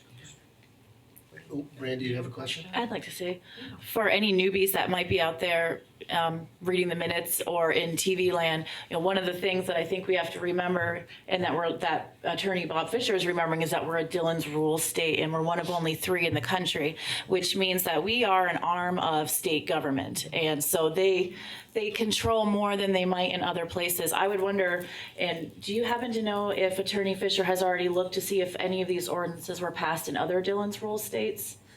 I don't know that, Just actually. would be curious. Yeah, So I that's just something we wanted to can throw check that on. out there so Sure. people knew why we might be looking so hard around state rules. Right. Yeah, I noticed you're talking about meeting with the business community as you formulate the proposed ordinance, which is a really good idea. And I'd like to have you include the proponents as well. Absolutely. In terms of transparency and inclusiveness. In fact, Patrick already has met with the gentleman who was the primary, Tim Masil, who was the primary person behind that, and gotten some input from him regarding how we're proceeding. And yes, we quite agree. In fact, in any of these matters that have come from the community to us, we want to make sure that we're as complete as possible in including proponents and people who might have concerns in any consideration of how we should move forward. I would also like to thank Patrick for jumping in right off the bat with both feet into such a complex issue. I really appreciate having an update for this meeting. Do you want to talk about the other ones, or Sure. do you want to? Yep. So compassionate cities, we're not as far along. We don't know as much about it yet. As I wrote in the memo, it's unequivocally clear. Yeah. Who's going to go against that? You know, that the broad statement of what is in the Charter for Compassion and what is the motivation for this movement to create compassionate cities and have the compassionate cities is actually just one component program of a broader effort that includes, you know, other things that are not municipally oriented but involved in other aspects of society, all of which is grounded in the idea that we should treat each other as we wish to be treated, and we should make sure that we are caring as equally and fully as possible for all members of our communities. And I think that there's that provided the basis for the overwhelming public support at the polls for this item, and is a basic statement to which it's easy for us to subscribe. What makes this a more complicated question is because it is actually a program where there's some structure to it. If you subscribe to actually being a compassionate city, being the official designation, there's some things that come along with that, some responsibilities and perhaps also opportunities. I don't know fully enough yet about it, about like what kind of support the international organization would provide to people who sign on to the program. But it's clear from just a quick glance at the website that there are responsibilities that come along. And so here again, I see a spectrum of potential places where you might decide it's the appropriate place for the town to land based on the fuller knowledge of what's involved here and what resources we would need to invest in, being fully engaged in something that is a more complete designation with a program attached to it and how we would implement things, activities in the community around this. Versus, at the other end of the spectrum, declaring that we believe in what this represents and intend to, act in a manner that is consistent with it in the conduct of town business. From that one side to the other, and I think there's probably some options in between of how much we feel that we're able to commit in terms of town time and town resources to this. But again, I am confident we're going to be able to land in a place that is true to the spirit of what was approved by the voters. And we just need to understand more about the particulars of the program before you make a decision.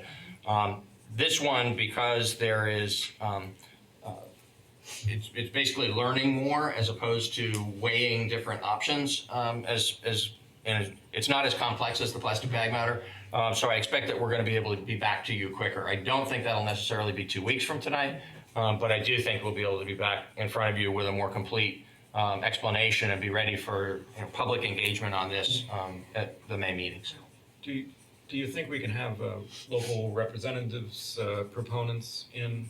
Yes. Before us, just to absolutely give a little pitch? Absolutely. Again, consistent with the prior discussion about plastic bags, we intend to be directly in contact with the local organizers as well as learning from what's available in terms of the national and international program, and would hope that they would join us when you actually give public consideration to this.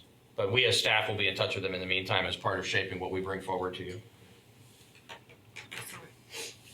You want to do indigenous people? Yes, that's the light lift.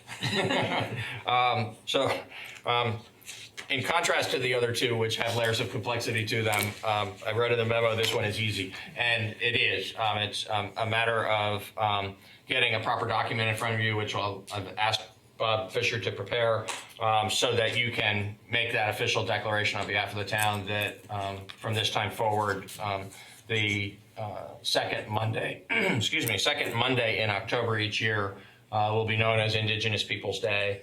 And just for people's information, the first recognition of it here in Brattleboro would be on October 9th of this year.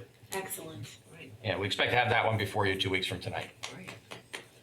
Just to follow that as well, I'm sure you recall Margaret Atkinson's comments at town meeting about declaring the day is an important step, but there needs to be more to it than that. So again, as with the other citizen initiatives, like like to see us invite those proponents in as well with some ideas about follow-up activities that some of the students in the elementary schools were involved in writing about it and then advocating for it. I think there may be more things that we can do to follow up, so I'd like to have them come as well. Thank you. I'm sorry, did I see on a schedule somewhere, I don't think it's in here, but did I see it already scheduled the official declaration day coming up in a subsequent meeting? Or What I indicated was I believe that we'll be ready for 2 weeks from tonight. And it's just a matter of having Bob prepare a document so that it can state, what action you're taking and why you're taking it so that you can approve it that night. But we can start to let people know, like Rich. Absolutely. Oh, yeah, definitely. Sure, yeah. We will do that, and So he might in want this to be case, there. we'll do it immediately in preparation for 2 weeks from tonight.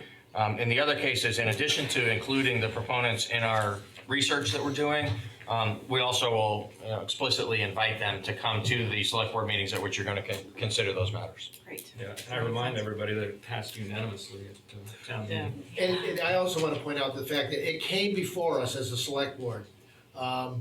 And I think we did the wise thing by putting it on a town-wide vote. I just thought that the town should vote on this, and then we get a good consensus of really what's going on in town. I'm glad we did it that way. I don't know how other board members feel, but I'm glad it went that way, so. Does anyone in the audience have anything about any of these initiatives, ordinances? How can you energy efficiency that? Might as well. No. I got this one. Daniel Quip, 350 Brattleboro, and other things.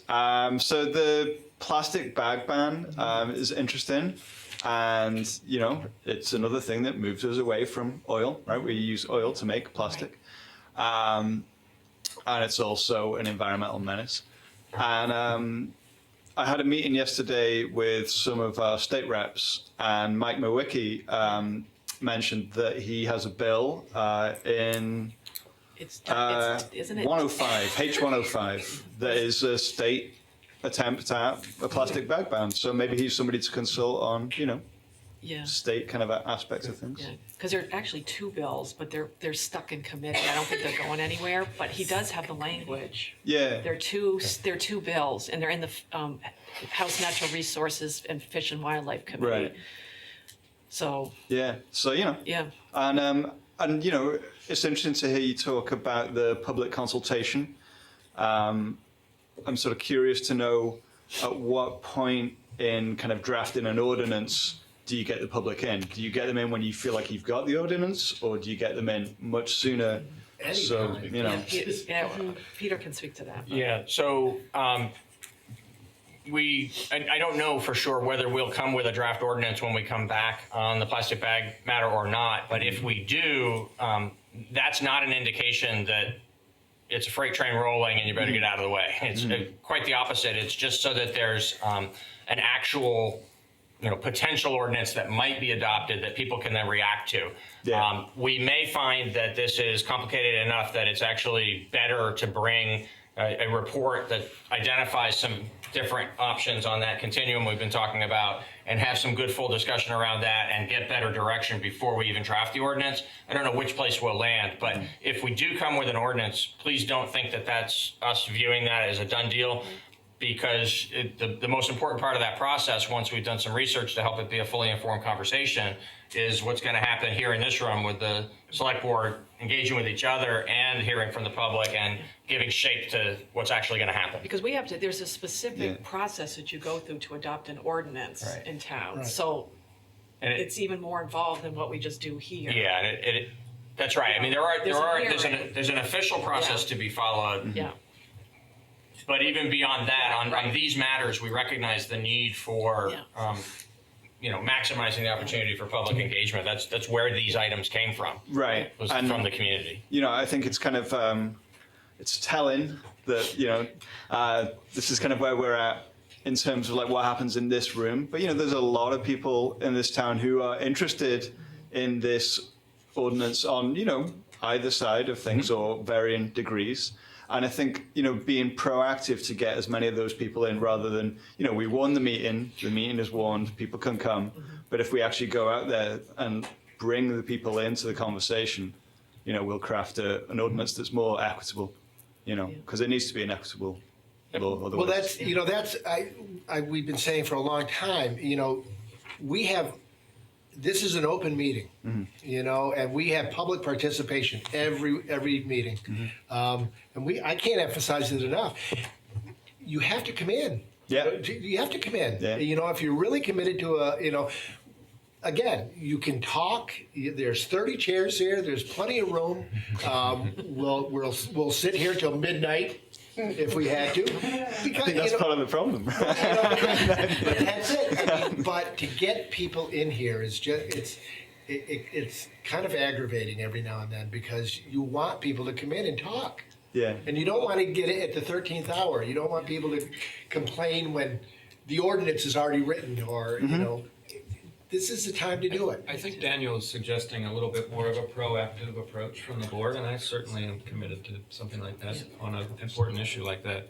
That we, reach out through the town, as individuals, and the media to make sure people know the exact schedule when it's being talked about. Right. Because And part of it too, and I think all of us would agree, is that we're just not going to talk about it at one meeting and No, make it the should be decision talked then. about. It's sort of it's going to be Right. an evolution. It should be. A lot Yes. like, this is not on the grand scale, but the police fire project was an evolution that came to something good. And I mean, we don't need to make it that big with a plastic bag, but I think it's going to be an evolution, and people like you can help.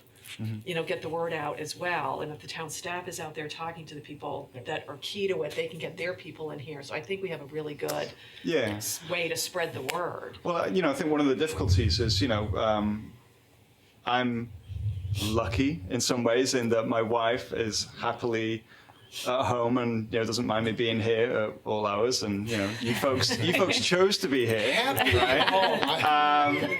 But people have families, people have jobs, people have other commitments, and so the every other Tuesday from 6 to whenever is hard for a lot of people, and so maybe thinking about what are the times and the spaces that we could use to bring people in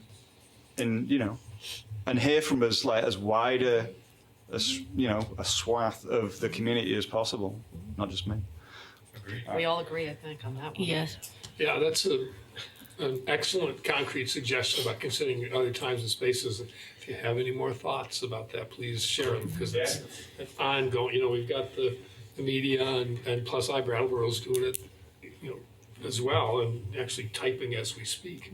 But and John, I think, talks about this more articulately than anybody. People will come in and it's like, where have you been? We've been talking about this for 11 months. It's been everywhere in all the media and everything. And someone come in and just, their life did not bring them across that information. And so it's an ongoing struggle that I'm sure we're going to be addressing this time like we always do. Yeah, and I'm a little slanted on this I don't want to subject. get I really am, because it's like Kate mentioned, the police fire project, and I've been on committees. I've been on two of the biggest committees, the police fire committee and the water treatment plant. And we had meetings in schools. We had meetings at different hours. And this is what you'd get. You'd get 3 or 4 people, and I know, and it's great to get new energy in here, but I've been beat up on it. They're going to fix it. That's not what I was leading you to say exactly. Take a swing at it, and I hope you get better results, but. I was just going to say, I know Tim and I have been pretty active on our personal social media pages as well as our select board pages at trying to get information out. I also think sometimes people can't get in the room and find us. Like, I had somebody come and sit at my desk today with one of the best ideas, and I will bring it to the meeting. I will be your proxy. If there's nothing wrong with that, right? No. We're your people all the time, and We have email addresses on the town website. yeah. Brandy is very findable.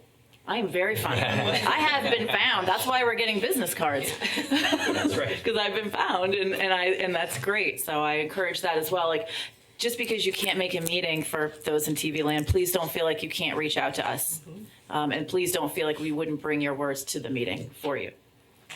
So does it sound like the plan that Peter laid out, which is, they'll come back to us with the varying degrees of a plastic bag plan, figuring more about compassionate cities, but we know on the next agenda or next meeting, we'll vote on Indigenous Peoples' Day. Does that sound good to everybody? That sounds reasonable to me. Okay. And I'm assuming what you can do too is if you have any movement on these issues prior, you can just keep us posted. Of course. You know? Yeah, and we'll come back sooner than we've projected if we can. Yeah. It's just that, there's a lot to do on each one of them. But that's good. I appreciate your consensus around the path that we've described. I have one question. Oh yeah, please come up to the mic, Dale.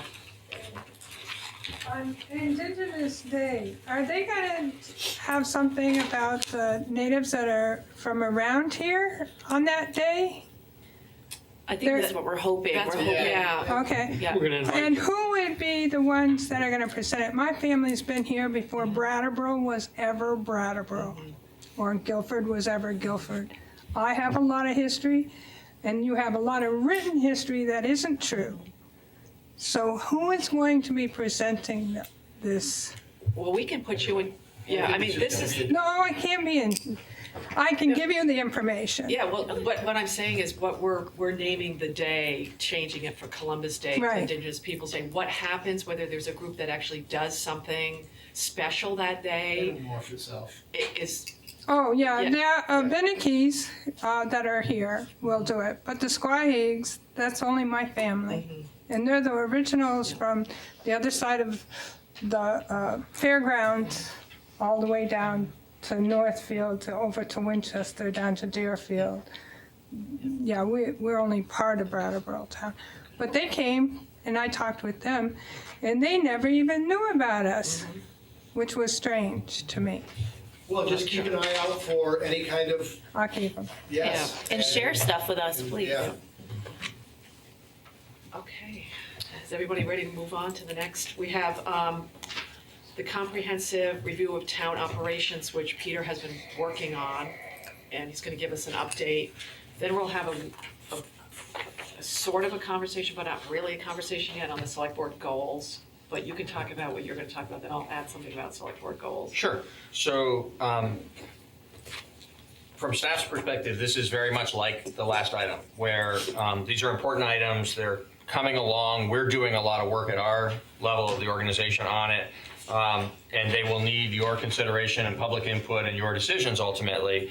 And so as a status report, I wanted to just advise you that we're underway and that we expect, if not for the next meeting, possibly as soon as the next meeting, but by May 2nd, I think you'd be in a position to make decisions.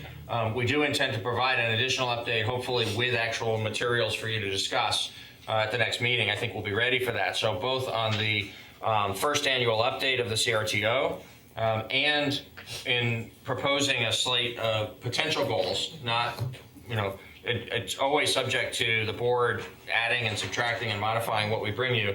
But just again, to give some structure to the conversation you're going to have around annual goals, our intent would be to bring those two documents forward so that you can have discussion around them next time. And if you are comfortable enough with them on first look to just say, yeah, that's it, we'll approve it. I think that's unlikely. But if you are, then they could be approved that very evening. I think it's much more likely and probably a better process for you to have discussion 2 weeks from now around the two documents. And then, give us any direction of anything that you want done differently so we can modify either of the two documents in preparation for the May 2nd meeting. It'll also, in spirit of the last conversation that we were having around public engagement, give 2 bites at that apple for anybody from the public who may choose to come and be part of your first conversation about this. And then depending on what they hear from you that night, they or others might want to come and be part of the discussion when you're going to actually act on it.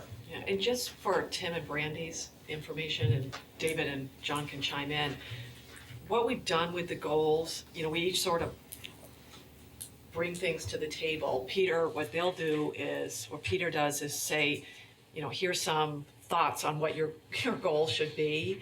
And I think we talked about that you're gonna give us the goals that we had last year. Yeah, I actually have those tonight so that it'll give That's you the reminder of where we were last year, and then also some indication of what the structure usually looks like. Yeah, So- and the interesting thing is, I remember, I don't know if it was like the first year we had all these goals, but then we lost the town manager and all this stuff happened, so we basically never looked at our goals. All our goals went out the We had to window. just keep our head above water. Yeah, so these aren't things that, it's not like we have these goals and if we don't reach them, we're in trouble.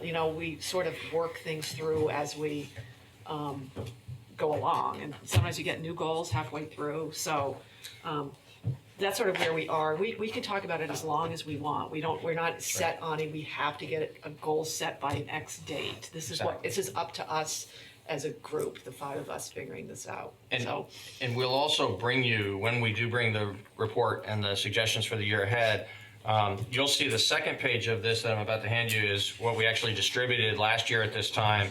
That was the prior year's goals, the 16-17 goals. No, sorry, the 15-16 goals. The 15-16 goals annotated to show what actually happened, what got achieved, what got postponed, where did we make some progress, but we didn't really achieve the goal. So you can see that's the manner in which we'll intend to report to you 2 weeks from tonight regarding this past year's goals, and then we'll go on from there. Oh, we haven't seen that yet. No, this is new. These are just an example, so you can see the real document of what the board adopted last year is the first sheet, and then when you turn to see the second sheet, it's what the board adopted the year prior, but annotated to show the progress that we made. Does this make sense to people? Bye, Daniel. Oh, bye. Does this make sense? Oh, Yeah, it does make sense. But one of the things I realized is that I kind of lost track of the why we came to the realization that we needed to have a comprehensive review of town operations and kind of a little bit of the process leading up to that and the rationale. So I wonder if you could include that in your presentation or in the report. Sure. Not just for the new people, but just to kind of remind us why Sure. this is in place. It's sort of, it's kind of implied, but there was some real concrete Absolutely. thought behind it. Yeah, thank you for that. Actually, what I was intending on bringing you, if this sounds like it hits that mark, is the update will be relatively brief so that it's a quick read of how we're doing, but I was going to attach behind it a full copy of the original, which has the full explanation in the introduction of what we did together and why. Great. Okay. That will do it. Great. Thanks. Sure. Does everybody feel comfortable with that plan? Does anyone in the public have any questions about what we're talking about or comments? Don't even know what you're talking about. You're talking about planning for Planning. things rather than just reacting Yeah. as things pop in our way. Oh, yeah. We're gonna plan ahead and hope for the best.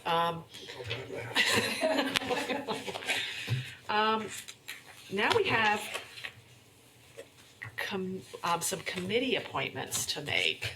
And I see Michael Bosworth is here, and I'm sure you're here for the Town Energy Coordinator. But I think everybody has it in their packet. Have you seen in your packet the list of vacancies and the people that have applied?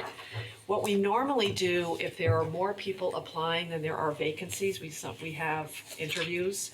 But since there were not more people applying than there are vacancies, we don't have interviews.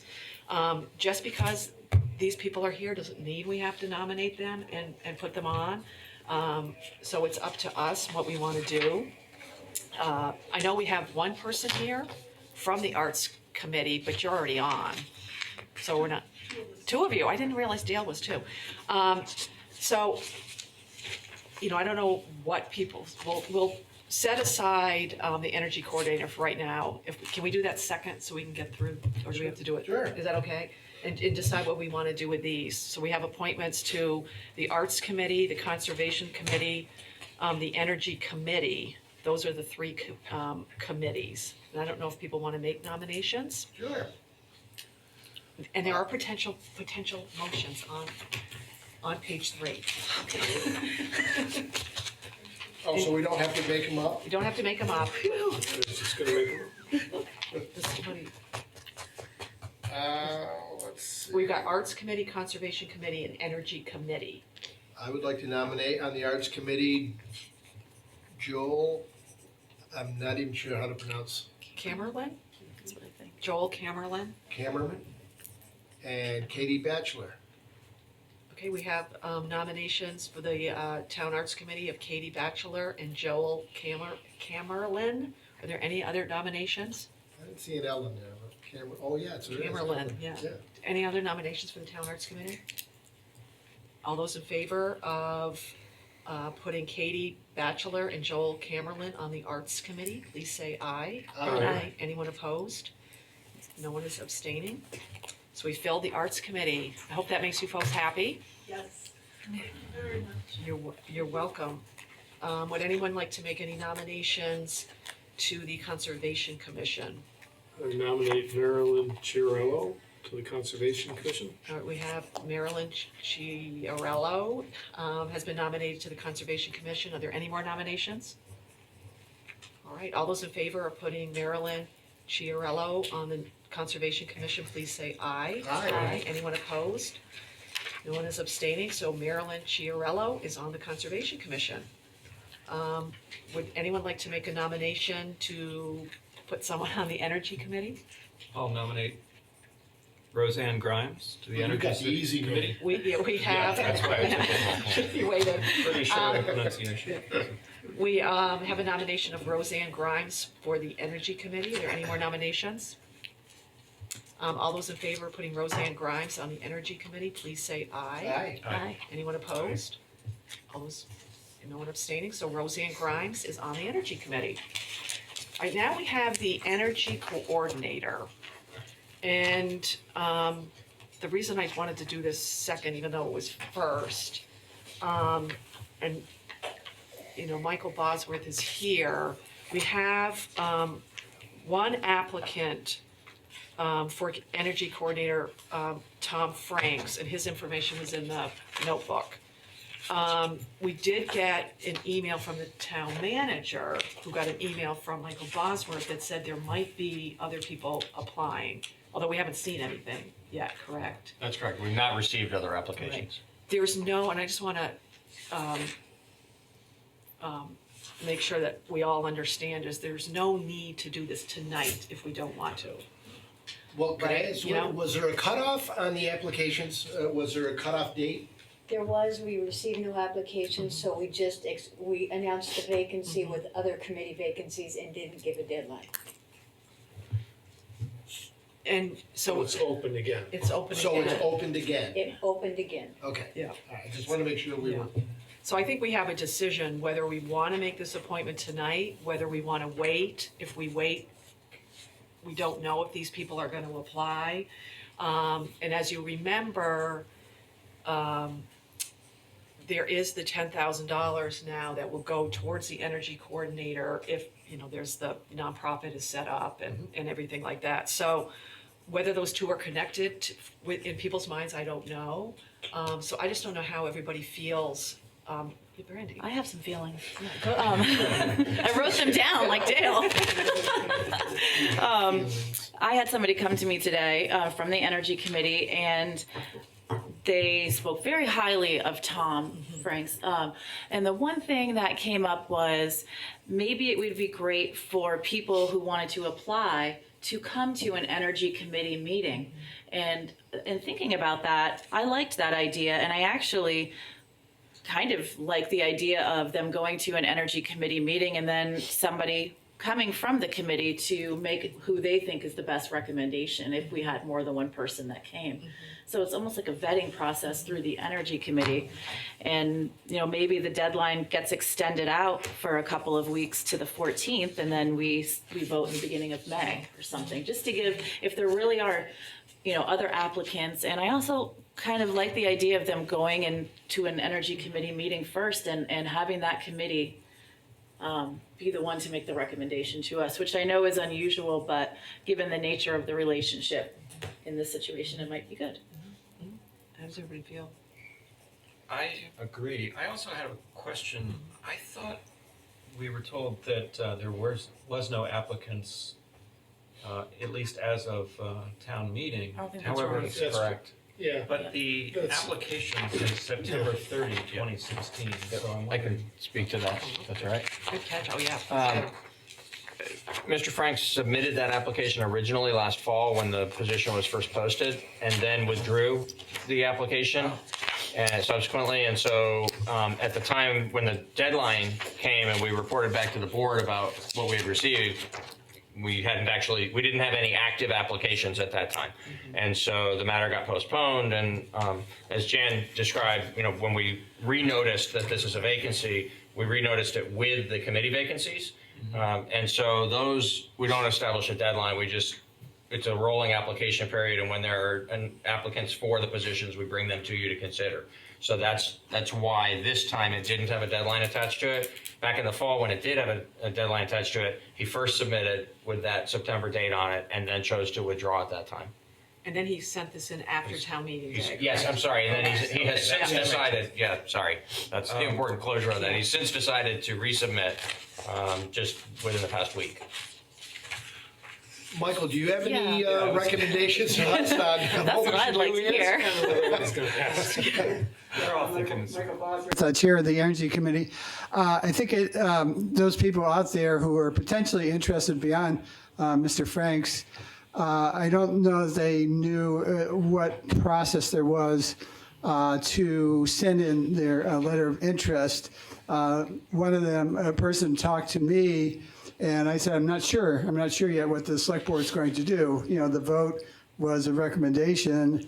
Well, the vote was to approve $10,000 more in the budget, but it's really up to the select board what to do with it. So I said, I don't know. The select board will be meeting tonight, and we'll probably find out more. So those people I think are a little bit in just not sure what the process is to send in a letter of interest. So I think just out of, and I'm not one of them, just to be clear about that. So just out of fairness, I think that should be done. And I don't know whether other people besides Mr. Franks will apply or not, but I think that would be good out of fairness. I think it would also be helpful from the Energy Committee point of view if we could talk to these people ahead of time and just advise, what our thinking about them would be to the select board. We normally we just met last night, so our regular monthly meetings are next one's on May 1st, but we could potentially have a intervening meeting if that was needed. It seems to me we need to have a cutoff date for people applying for this. Yeah. And we need to set that date. Yeah. And then if we want them to go to the Energy Committee and the Energy Committee reports back to us, and I don't know what the cutoff date should be. Well, yeah, just a suggestion. If you're comfortable hearing from the Energy Committee on May 2nd without receiving, as part of your notebooks, the recommendation of the committee, then you could have your interviews with the applicants on your normal meeting night, and we could back time from that. I think instead of a April 14th, perhaps as late as April 21st or April 24th deadline to give the maximum opportunity for people to put in. Yeah. And I think what we have to do is, I think Michael has a point, make sure people understand how they do it.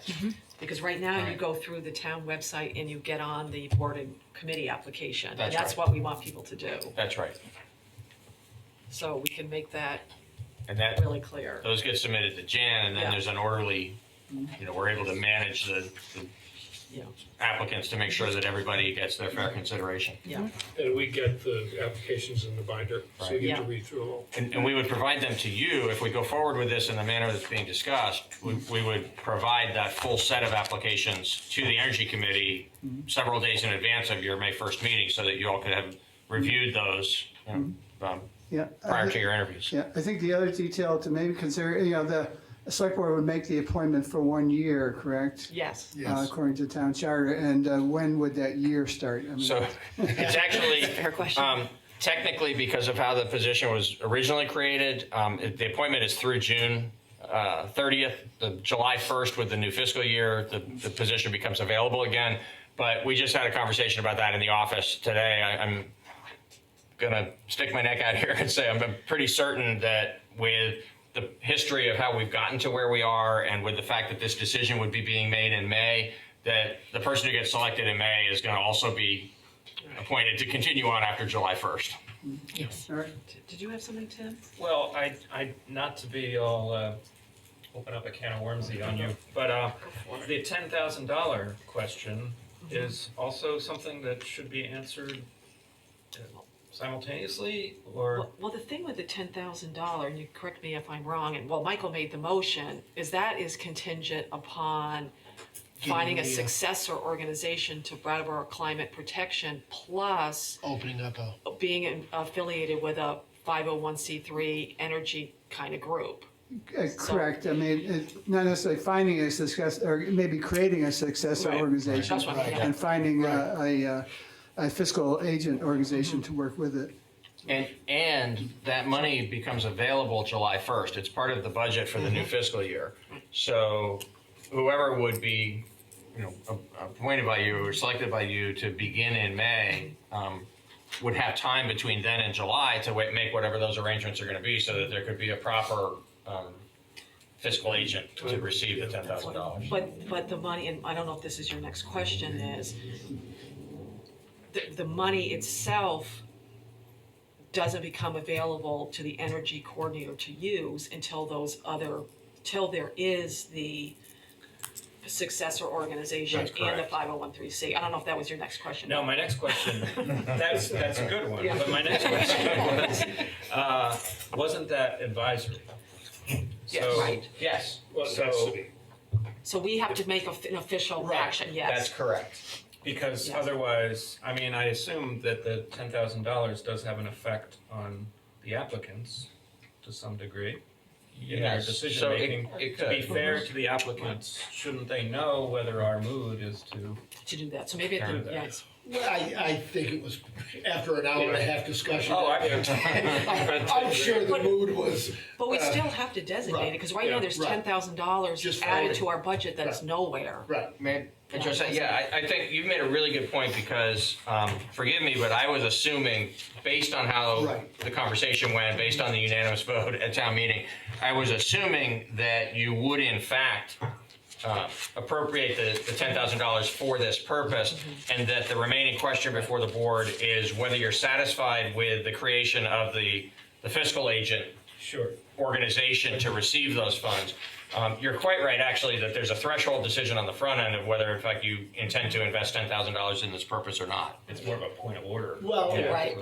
that's the thing about advisory. I mean, we, as a board, pretty much know what. Right, but I think What Tim's they're right, we asking have to to take do. some Right. kind of Right. official action. Right. Well, but we can't until. Can we ratify it for the purpose of application information? Well, we can. You Like suggested say- it as a sense of the board. Intention there. Yeah, I think you clearly could. I think your words were the mood of the board. You could clearly indicate your intention of, Right. if indeed you intend to make this money available, subject to being satisfied with the organization that gets designated, then I think you're certainly, as you sit here tonight, you could express that intent. The money doesn't become available until July 1st, but your expression of that intent would help inform the potential applicants. But don't, oh, I'm sorry, Tim, go I ahead. was just gonna say, it probably doesn't need a motion. It might. Well, that's what I was about to ask. Doesn't somewhere along the process don't we have to have some kind of official vote saying we Yes. want the money? Yes. And not just sit around and saying yes, or do we have to have an official vote? You will, at the time that you approve actually cutting a check to the designated organization. That's when I was anticipating the Okay. board would take its official action by vote. Right. What I hear Tim saying, and I think he's right, Yeah. is that the people who are thinking maybe they would put in or maybe they wouldn't put in, it would be helpful to them to know whether your intention is to make the $10,000 available for this purpose. Yeah, that makes sense. Why couldn't we make a motion now? Good. You could. You just can't designate who you're going to give it to because No, you don't know right, yet. But right. you could declare your intent by motion. Why don't, Tim, make the motion. Yeah. I don't have to. Go It ahead. hasn't been written in front of me. No. You can do it. I move that we take the $10,000 given to us by town meeting and apply it to an energy coordinator to be named later. No, we With wanna this know. contingent upon, no? Well, Tammy, you gotta keep going. May I? Yes, you may. I think you want it to go to an agency, not the Right. energy coordinator. I think you want it to be designated Well, I was going to for say this purpose, contingent upon. but not the energy No, coordinator. and what we wanna do is designate it to, Kim, why don't you make a motion? we wanna take the language. No, what we wanna do is we wanna move to designate 10,000, or we wanna move to designate the money to a group that's yet to be determined to go to The stipend. the stipend for the energy coordinator. Because the group is yet to be determined. That's see correct, what I'm and that, saying? what you've said will work. I think it goes farther actually than the initial idea, which was simply to declare your intention. Right, The to board would- designate $10,000 to a yet to be determined. Subject Subject to the appointment of an energy coordinator and the approval, the select board's approval of an organization to receive those funds. That's right. How's that for a motion? Does that Is sound that a good? friendly amendment that you're Yes, accepting? it's well, after I, got yelled at by you, of course it's friendly. What are we voting on, Jan? Jan, you wanna read that back? So, to designate $10,000 to a group to be determined, subject to the appointment of the energy coordinator and the select board's approval.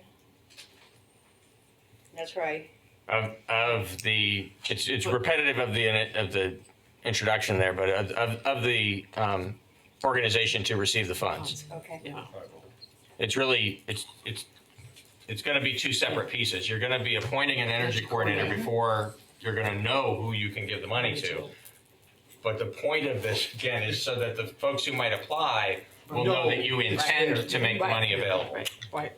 Okay, are we all unconfused? I get it now. Does everybody, do you get it? Do we all feel comfortable with that motion? Oh, I made it. Yeah, John. Second. Oh, no. Okay, yes. Okay, all those in favor of the motion? Aye. Aye. Anyone opposed? No one is abstaining. Okay, so does that help, Michael? That there's a sense of the board? Definitely, thank you. So we're gonna get your application? Sorry about that messiness. No. And so let me just recap where we were. We're gonna have until energy coordinators can submit applications to the town until April 24th. And they go on the town website where there's a board and commission. You get the application is right there. Then they will talk to the we'll give all the information to the energy committee, and then you folks can vet them and come back to us at our May 2nd? Yes. May 2nd meeting. Yep. Does that And sound good to everybody? the select board will also receive all of the applications in your notebooks for May 2nd. What you just won't have, because it won't have happened yet, is the recommendation from the energy committee. You'll get that at the meeting on May 2nd. Yep. Okay, is everybody comfortable with that? Yes. Okay. Thank you for that. Thanks, Michael. Thanks for, we got ourselves confused, but now we're not anymore. All right, now we're gonna have a discussion about our rules for conduct of meetings and hearings. And this isn't rules about our personal conduct, this is rules on how. I'd be out of order. Yeah, you'd be out of order. This is rules about how we conduct our meetings and the hearings. We just had a hearing today with, about the community development block grant funds. So it's dealing with that too. And in a nutshell, it's who presides over the meetings, what a quorum is, what the agenda is, how, who gets to speak and who gets to speak when, public participation, when our meetings are, time and day. Then it's about the public hearing is pretty much the same, who gets to speak, looking at, see if there's difference, the minutes of the meetings. So pretty much it's really the organizational, how things happen in the meetings. There's also, we can make requests of the town manager to do things for us, and that's laid out how that happens. There's also the warrants, which Tim and Brandy will learn about, and that is, we get a list of all the expenses of the town, and we, along with the town manager, sign off on those. And so it talks about how that happens. And then what we just did, it talks about how we appoint citizens to boards and committees. That's in a nutshell what our rules for conduct is. We approve these every year, so it's time, we have a new board. So we need to approve them. We can change them, talk about them, whatever we want to do. So if we want to have, and we don't have to approve them tonight if we want to wait, but we can approve them tonight if we want to. So I guess I'll open it for discussion that people want to have on the rules of conduct, rules for conduct. Do you want to go through them? Do we have any questions? I have a question Yeah. and a suggestion.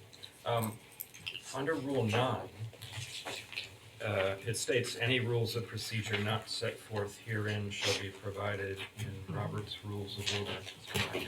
And if anybody is familiar with Robert's Rules of Order, it's about a 600-page document. Yes. It's very complicated. It's a book. That's actually not true. So basically what is followed here at the Brattleboro Select Board is Robert's Rules of Order for small boards. I happen to have a copy of it here. And it's sort of a modified version of this, actually. And so it's much simpler. I mean, for the public, it's a tradition of motions not having to be seconded, the tradition of a chair participating in debate just like any other member, whereas in Robert's rules, there is no chair participation in the debate. So as a sort of a point of order, I wanted to just have a little discussion about perhaps changing that, because it's just not accurate for the type of board behavior that's been traditional here and is appropriate in my view. But I'd love to also have a conversation around the tradition here in recent years, as far back as I think at least 10 years, that sometimes the chair makes motions and that seconds are not used. They kind of go hand in hand, in my opinion, because the idea behind a second is if, even on a 5-member board, the one person can't make a motion without some clear buy-in from another member of the board. And I don't think that's such a big deal, except when it's paired with the tradition of a board chair being able to make a motion. Now, this is saying nothing against your style, Kate, or David Gartenstein's style, because we remember his. I didn't see that happen very much when I watched meetings before. Once in a while, it did happen, and I would love to get to a place where this board is less comfortable with chairs making motions at all. And if we want chairs to be making motions and kind of driving an agenda, not a literal agenda, but sort of a psychological agenda, I think seconds is appropriate. Or we could decide that seconds is too formal for our board, and simply decide that the chair is not going to make motions, his or herself. So I just want to kind of open that up. And again, I want to stress this. I don't feel like the present chair is going to abuse power, or I'm afraid of abusing power, or anything like that. And I'm not implying, I'm not getting that sense, and I'm not implying that David Gartenstein ever abused that power either. However, it's there. And I want our voters and our public to understand that we are operating in a fair, not impartial, obviously, because we all have opinions, but in a fair way that's responsive to our public. Does anyone else?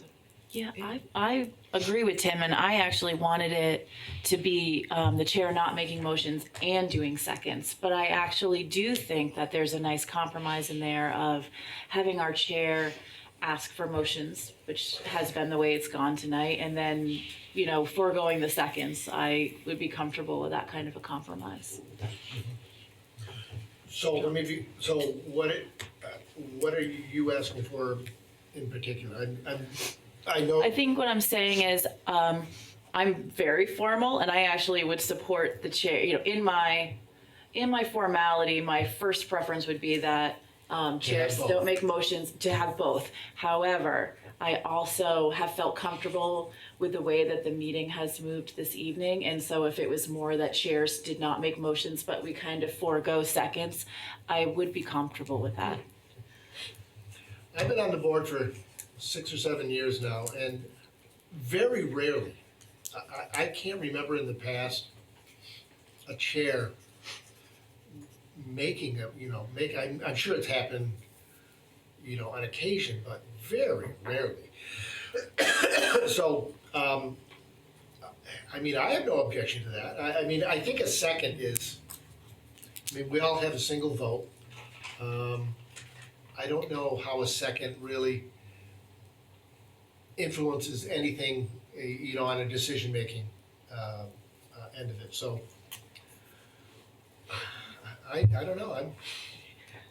David, you have a. Yeah, well,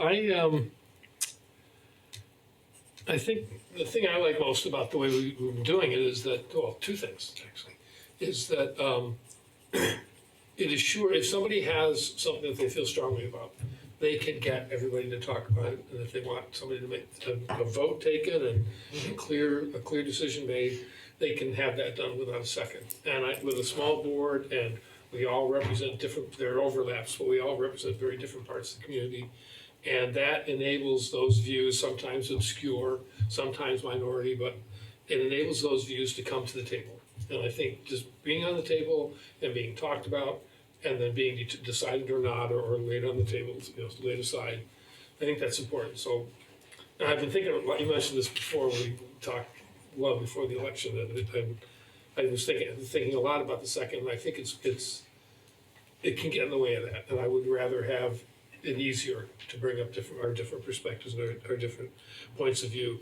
I also like it doesn't happen very often, but I like that if the chair feels really strongly about something and is very motivated to, I want to make this motion because this is really important to me, I would like that to be possible. I think the more we seem equal in our roles, the better in terms of our functioning.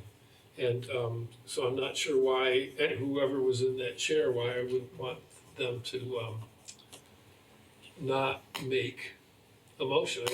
As Kate has articulated several times, her goal is to keep things moving and to make sure everyone is heard and make sure that we're really representing and articulating our viewpoints, and that we continue that process that we've developed over the last several years.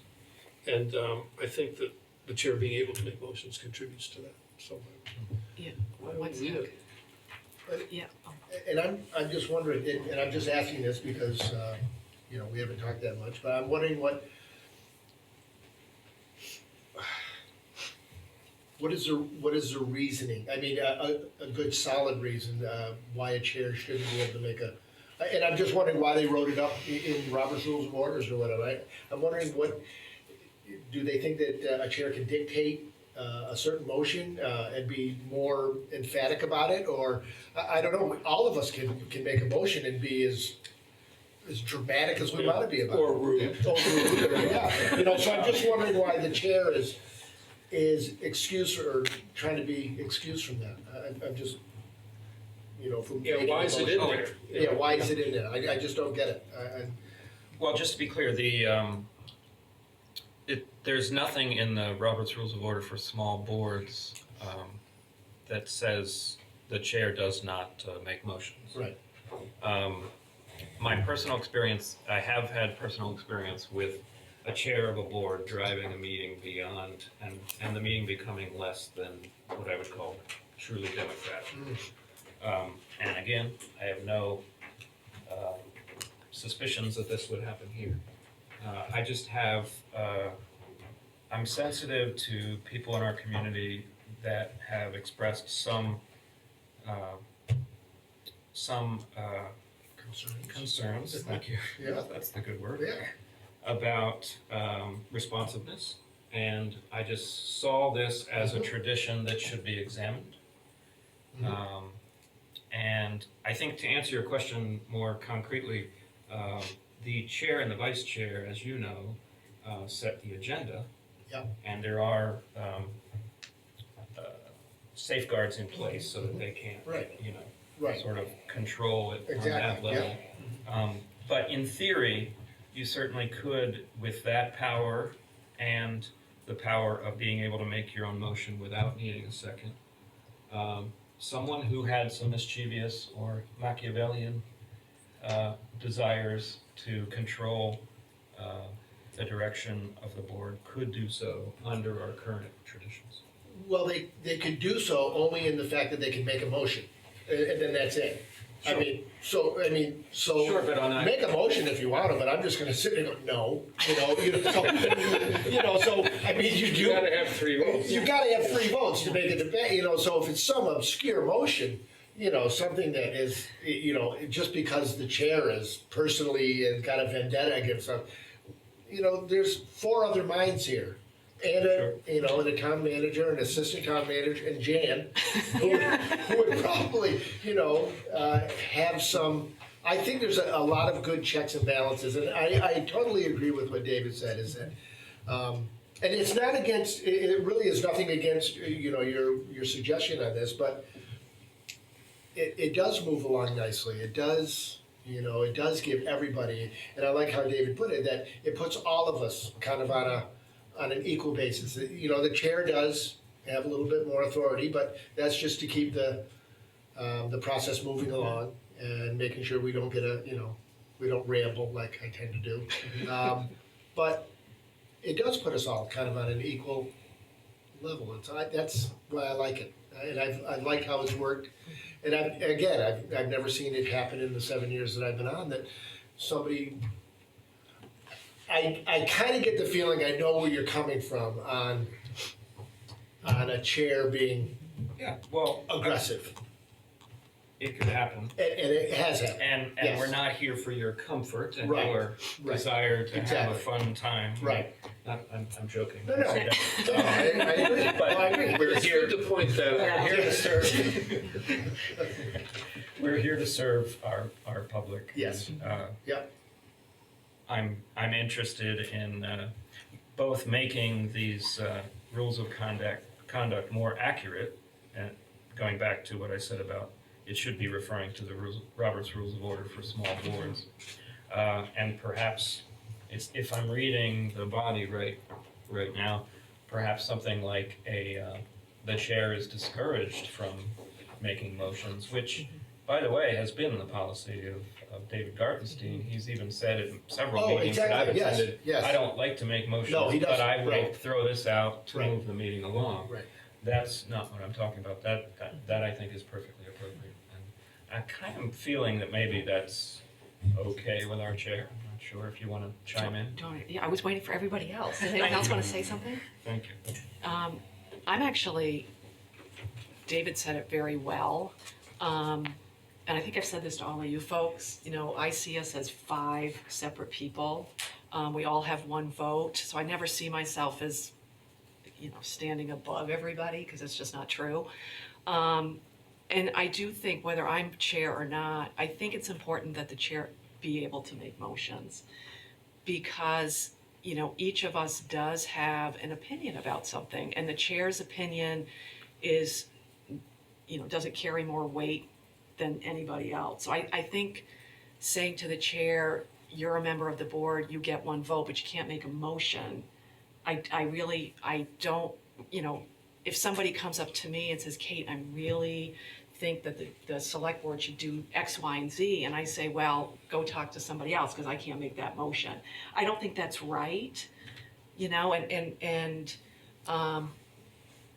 it just seems to me that, and I have great respect for what you folks are saying, and maybe it's because I've been here for 4 years and I never felt, threatened by the chair making a motion. But I do think it's really important, that we're a board that's open to all voices, and to sort of say to one of us, your voice has to be silenced, and in this context. It sort of makes me uncomfortable. And I do, with the seconds, David's right. Sometimes, we all make motions, or we'll make a motion and we know it's gonna get shot down, 4-1. But the chance for someone to make that motion, I think, is really, really important.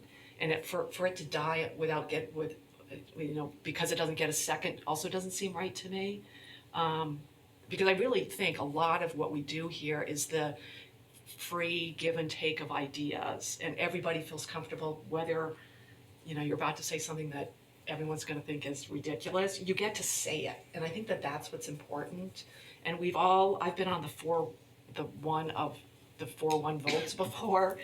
But I think it's healthy, and I think it's healthy for the public to hear us have these discussions and allow everybody to have an equal voice. And I'm sort of uncomfortable when we're all not equal and we all don't have the opportunity to say what we want. That's where I am, right? Because I thought about this too. I thought about this a lot. And I'm not saying this because I'm chair. If I weren't chair, I'd be saying the same thing. But I sort of sense your concern.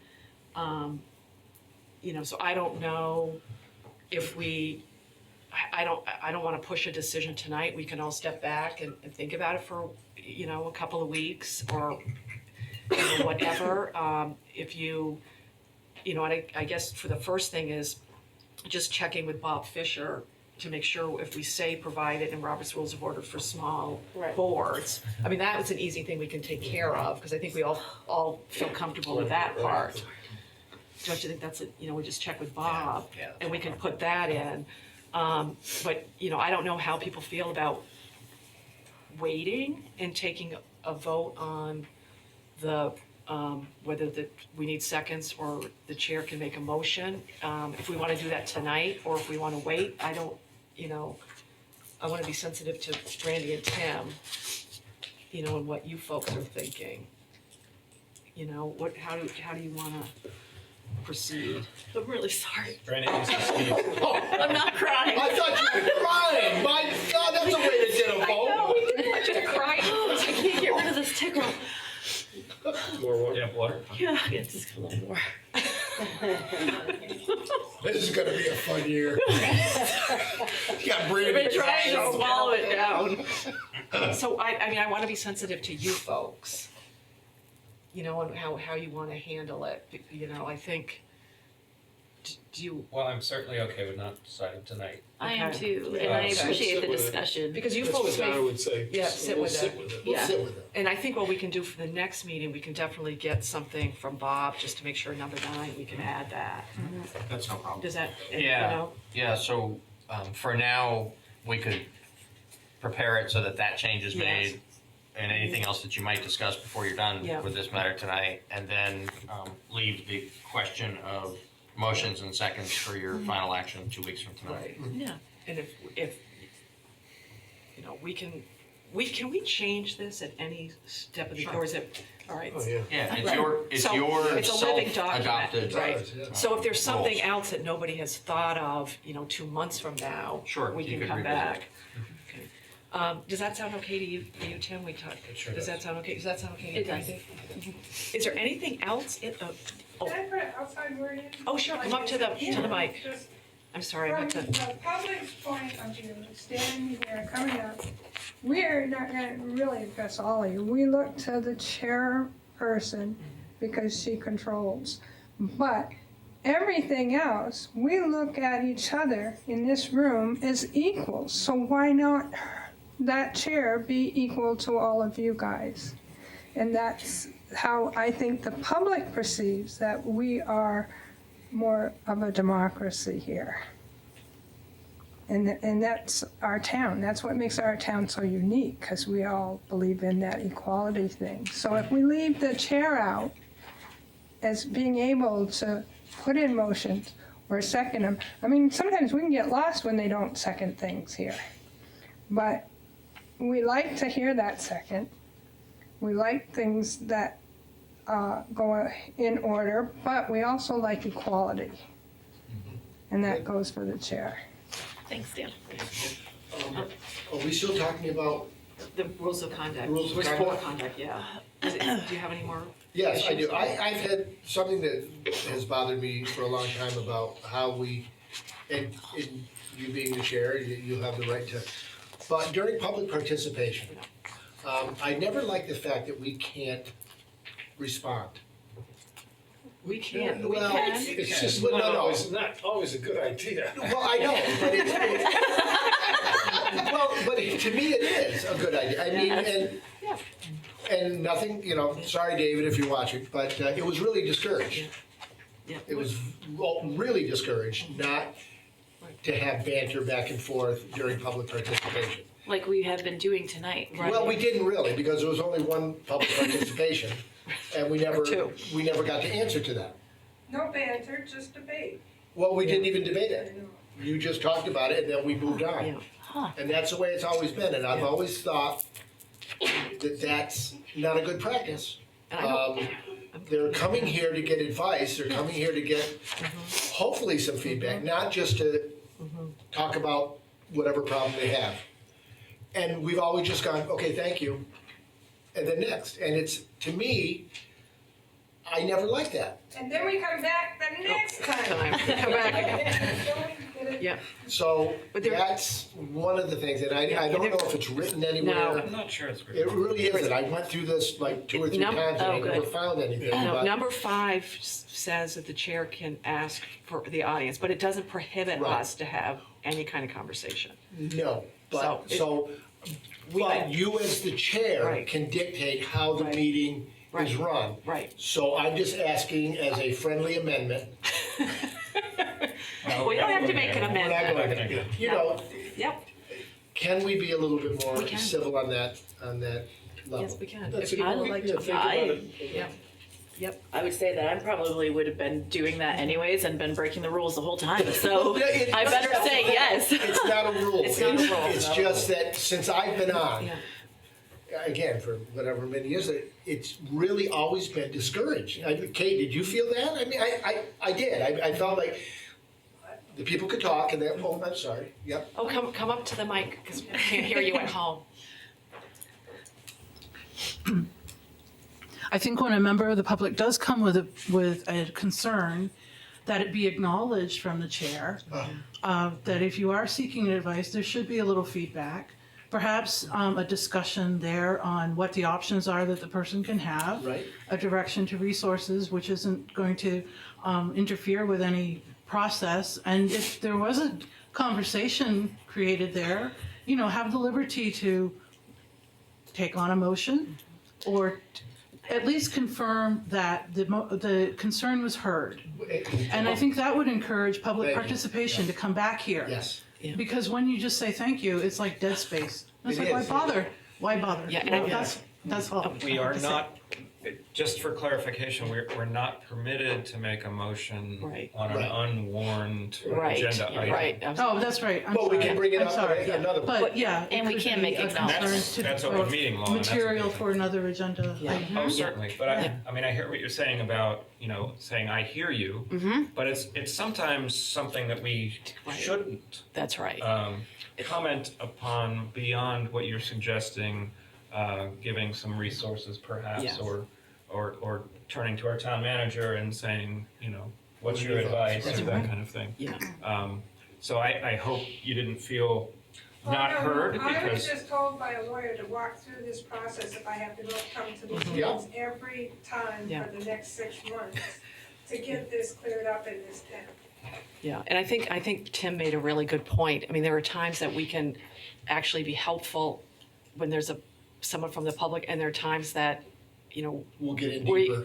well, or we're gonna have to say, we can't answer that right now, but somebody will get back to you. So I think we have to just I think we're all on the same page, we use our discretion. I think that's what But it is. I just think that we need to not let the public think they're gonna come here and we're gonna solve all their problems during public participation. No. But I think we're all on the same page. And I also think that We it's would love also, to in an ideal it's also a thing of, keeping the meeting moving along and Yes. and not that But it does happen, not giving people a soapbox to No. go on and on and on and on. No, And I think there- that's why. yeah. There can be just as much abuse from this side as there is. Exactly, so that's, But- there's a happy medium somewhere, and that's what I was, that's what I was asking And for. maybe is- consider that with the chair's position. I'm listening carefully, and I'll be back to find the definition too. I like the idea that the chair, right now, that you're considering the chair able to make motions. I mean, apart from directing the meeting to keep it on course, on the agenda is one thing, but now the chair is down here where the discussion is going on, and sometimes the chair has good advice that wants to be heard, or even able to bring together all the disparate opinions and form it into a compromise that satisfies everybody. If the chair had that liberty, that would be a very good thing, but it wouldn't be an abuse of authority. It wouldn't be promoting your own agenda. I see it more as a place where you can unify the different disparate opinions to make something that's palatable to everybody. But maybe that's being too optimistic. Now we can do it. I completely Thank you agree very with, much. I Thank completely you. agree with all of that. And I just wanted to throw out there that the chair does have a unilateral power to shut down debate. Yeah. Yes. And there's good reason for that. There's good, exactly. Sometimes, but hopefully not often. Only when So John that is is, talking. that is one power that the chair has, that no other member up here has. And she can shut down debate at her will. And so that is a little bit of an elevation, and so this is just a way to kind of have those checks and balances, in my opinion. But I think we're pretty done with that. Yeah, I think we're all on the same page. No, do you feel like we listened to you, John, and your thing? I think we're on the same page. No, I think we're on the same page. Does anybody else have any other issues with any of this, the rules? Again, we're gonna come back to it at a subsequent meeting. We're going to bring it back to you 2 weeks from tonight, and the only change that you've indicated by consensus this evening that you all want to see made is the 4 small boards addition. So we'll add that in, but it'll otherwise be the same when you look at it 2 weeks from tonight. And we can talk about it again and figure out if we want to do something else. Do you feel okay with that? I do, yeah. I had a couple other questions, but I think I'm gonna save them. Are you sure? Yes. Okay. Because they're picayune, like, odd wording things. We got a long year, buddy. Yeah. Okay. It's a marathon. It's a marathon. That's right. Not a sprint. All right. Thank you, everybody. That was good. Now we have annual select board assignments. There are boards and committees that have designated seats for select board members. I don't know if you have, there's another sheet here that has a yellow highlighting on it. Jan was so nice and put together when these boards or committees meet, because I figured that would be helpful to some people. And I don't know if we want to go through, so I know David's on. Are you on 2 of them or 1 of them now? I think just the Small Business Assistance Loan Committee, and Okay. I would love to stay there. Yeah. I might too. And Mine's not highlighted. do you want to, the other one, it's under your thingy there on the table. Do you want to know what these do? Does somebody here. want to describe what these do?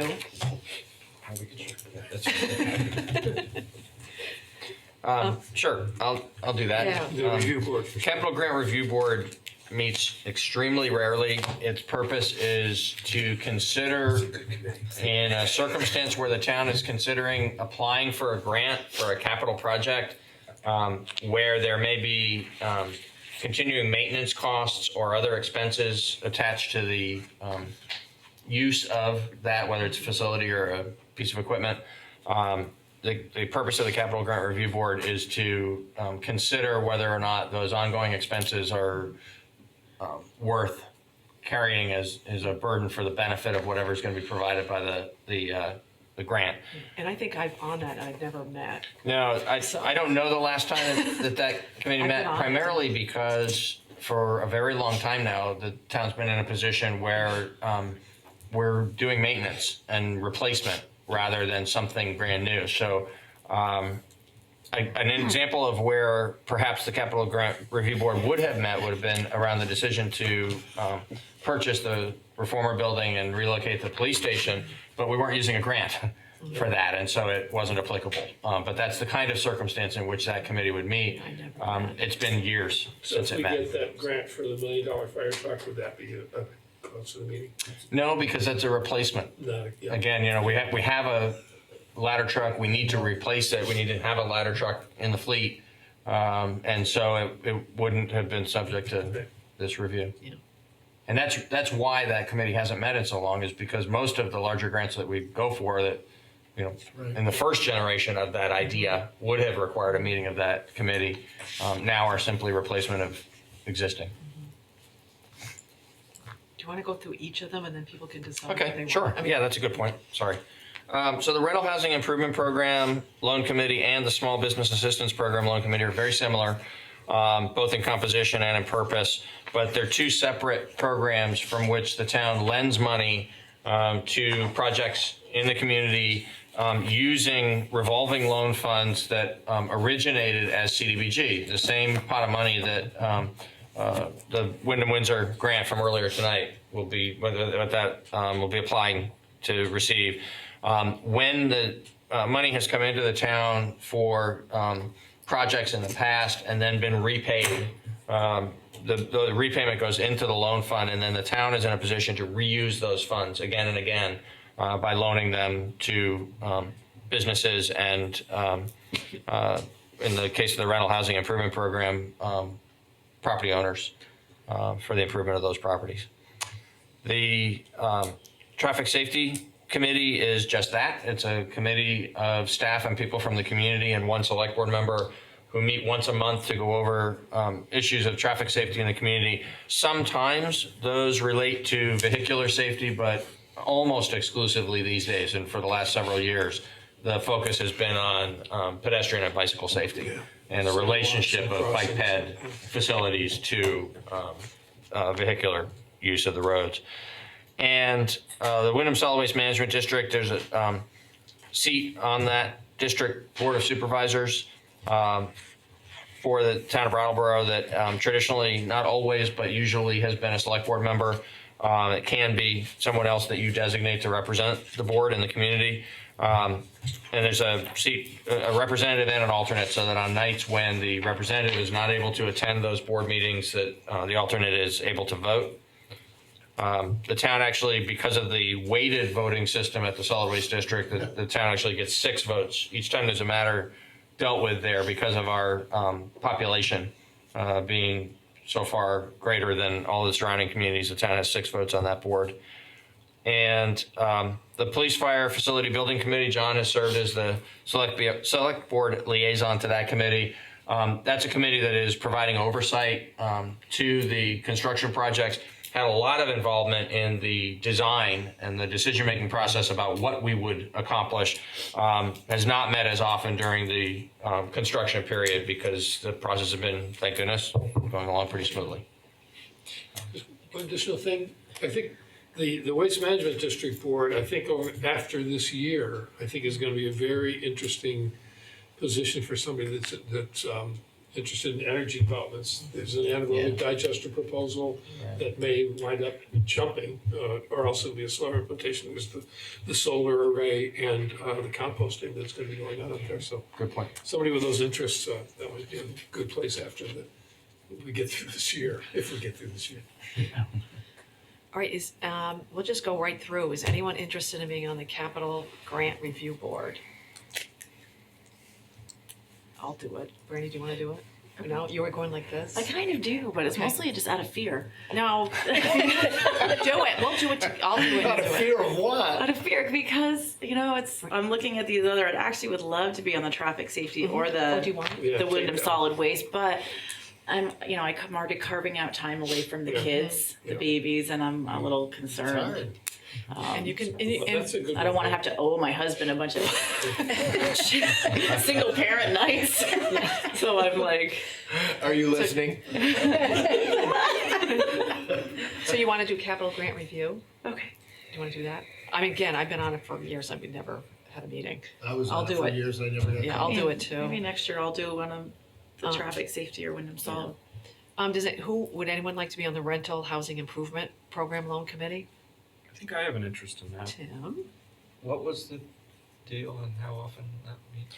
That means as needed, and that's usually a few times a year when there is someone applying to receive a loan through the program to improve a rental property.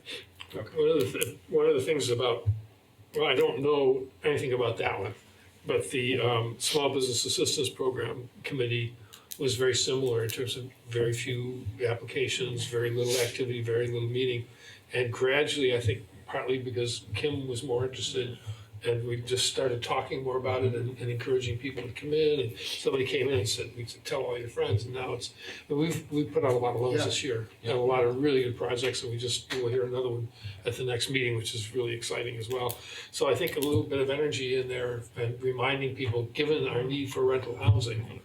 And is part of this where you can change part of your house into a rental unit? That's a different program called Apartments and Homes that isn't handled by this committee, but there's both exist, and it depends on the particular circumstances for the homeowner or the landowner, which might be a better fit. Yeah. Yep. All right, so Tim, are you okay on that one? You want to be on that one? Make it a vibrant committee. Yeah, get it going. Now, David, did you say you want to do small Yeah, I'd like business? to continue doing it. Okay. Traffic safety. Does anybody, can you estimate the time commitment? Sure. Because The meetings are alternating. It's a monthly meeting, although there are occasions when we don't have business pending, and so we cancel the meeting. But it's scheduled for 12 times a year. We probably meet 8 or 9 times a year. And the schedule alternates between an 8 o'clock in the morning meeting or a 4 o'clock in the afternoon meeting, because some of the members have challenges with getting in at one time or the other, and so we decided to just alternate it back and forth, and that's been working. It's a meeting that lasts anywhere from 45 minutes to an hour and a half, beginning either at 8 o'clock in the morning or 4 o'clock in the afternoon. what's the tradition here? We're each on 2 or what? You can be on as many, and, Oh. and I can't be on traffic safety because the Chamber of Commerce has a seat on that. It's not me, it's Leo Schiff, we appoint somebody else, but I don't want the perception to look like there's 2 chamber people. Otherwise, David Garnstein loved it. I mean, he like fought to be on that committee because it's actually quite interesting. I mean, that's where my interests lie, but I was just afraid of the extra commitment. But if no one else, maybe I should pull myself off the other one and put myself on this one.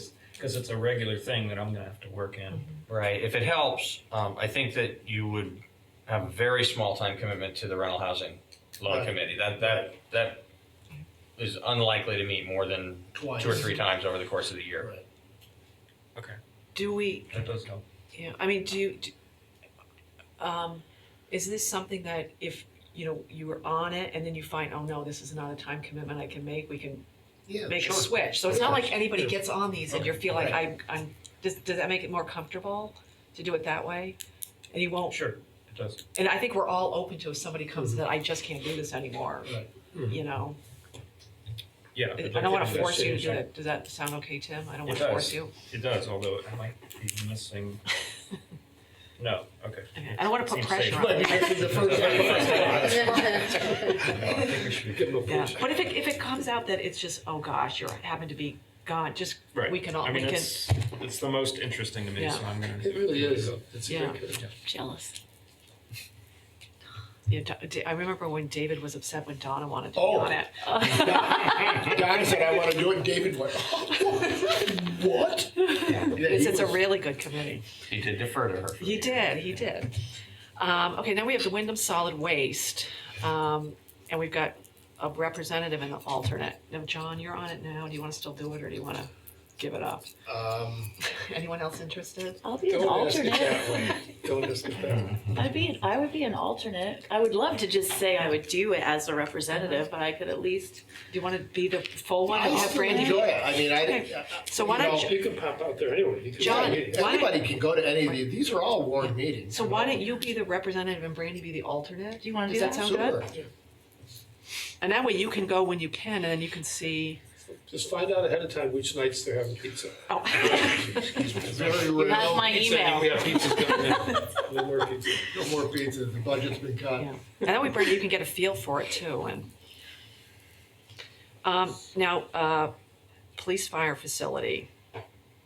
Do you want to still do it, John? Or I does would like anyone- to stay on it, Yeah. because I've been on it. But if somebody else has, and wants to get, but we're kind of coming to the end of it, so.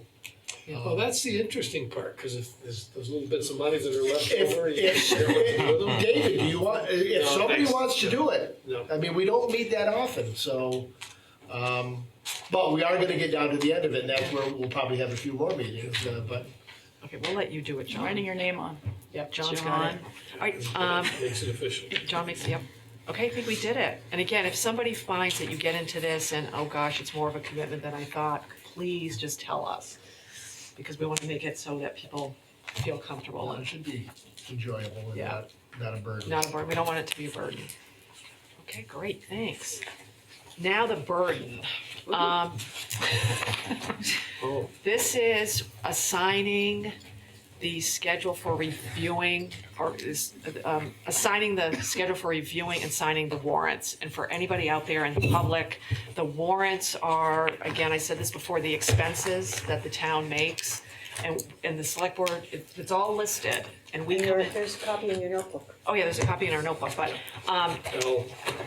And you can go in and ask for slips and receipts and. yeah, and so what the select board does is look them all over and signs off on these are okay to pay these expenses. The town manager also signs off as well. And what we do is we all take a chunk of time, and as you'll see somewhere, it's broken down. Callista will give you a call. There it is. May I just add to that? Just Yeah. one thing that's interesting about this from a legal point of view is every other action that you take, except in very rare circumstances where you take a first action to allow a second action to be taken, everything else you do, you have to do as the five of you. No individual select board member has the authority to take an action on behalf of the board. Again, under rare circumstances, you can take an action as a board to designate one of you to be able to act on behalf of the board, but you don't normally do that.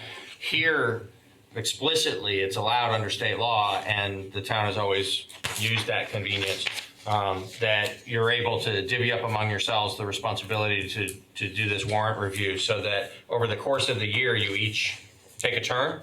But during the time when it is your turn, you are acting on behalf of the entire board to be the select board's review, along with, it also is reviewed by Callista, who prepares them, by John, the finance director, and by me. So it's a lot of set of eyes on making sure that it's proper payments being made. But your part of it at that time is acting on behalf of the entire board. And you can ask questions if there's something Of that course. pops out. Please. Peter's willing to say, oh, this is what this is. So it's not like you just rubber stamp this. You actually look Well, at it. that's So- the joke that I was trying to make. Yeah. You can go in and ask for You can ask. reams of paperwork if you If like. you see a $3 million check Yeah. going to the school district. Right, you go, what's that? And usually, Or to Tom. yeah, and usually, And no last name. and usually these are prepared, I think it's Thursday, Callista's usually doing the phone calls. And again, if you're not around and you need someone to fill in, it works that way too, so, but I don't know if anybody has a preference on what months they do. I don't know if we just want to go right down and, Don't you be pointing this way first, I just got off. do you want I think to, it have was. Brandy, want to do it this way? Yeah, I feel like I've got it pretty Okay. easy as far as just Right. walking So across the street. So Yeah. Brandy, you'll do April through June. David, you'll do, June through August. Does that sound good to Great. you? Yeah, because I never leave. Okay, I'll do September through November. Tim, do you mind doing November through January? Sure. And again, and then John, you're February through March. And if you have any questions, Peter's happy to answer them, When but does your term literally, expire? March. he's gotta do it live. Somebody else can come in on your last. Yes. Yeah. Yeah. Why, you don't think I'm running again? Thanks a lot. Are you? And you get a Probably reminder not. call. Olga, you can print that. Depends on how much fun we have this year. Yeah. I think that's our last order of the day, unless anybody else thinks of anything. So moved. I'll That's in entertain, response to a I'll entertain a motion to adjourn. So moved. All right, Bernie's made the motion to adjourn. All those in favor? Aye. Anyone opposed? We will adjourn, and thank you, everybody. We like the new media team, and we thank our 2 participants for staying to the bitter end, and our ASL interpreters, and all the town staff, BCTV, and we'll see you in a couple of weeks. And we came in under 3 hours. Yeah. With good discussion. Yeah. I have some signatures to get from other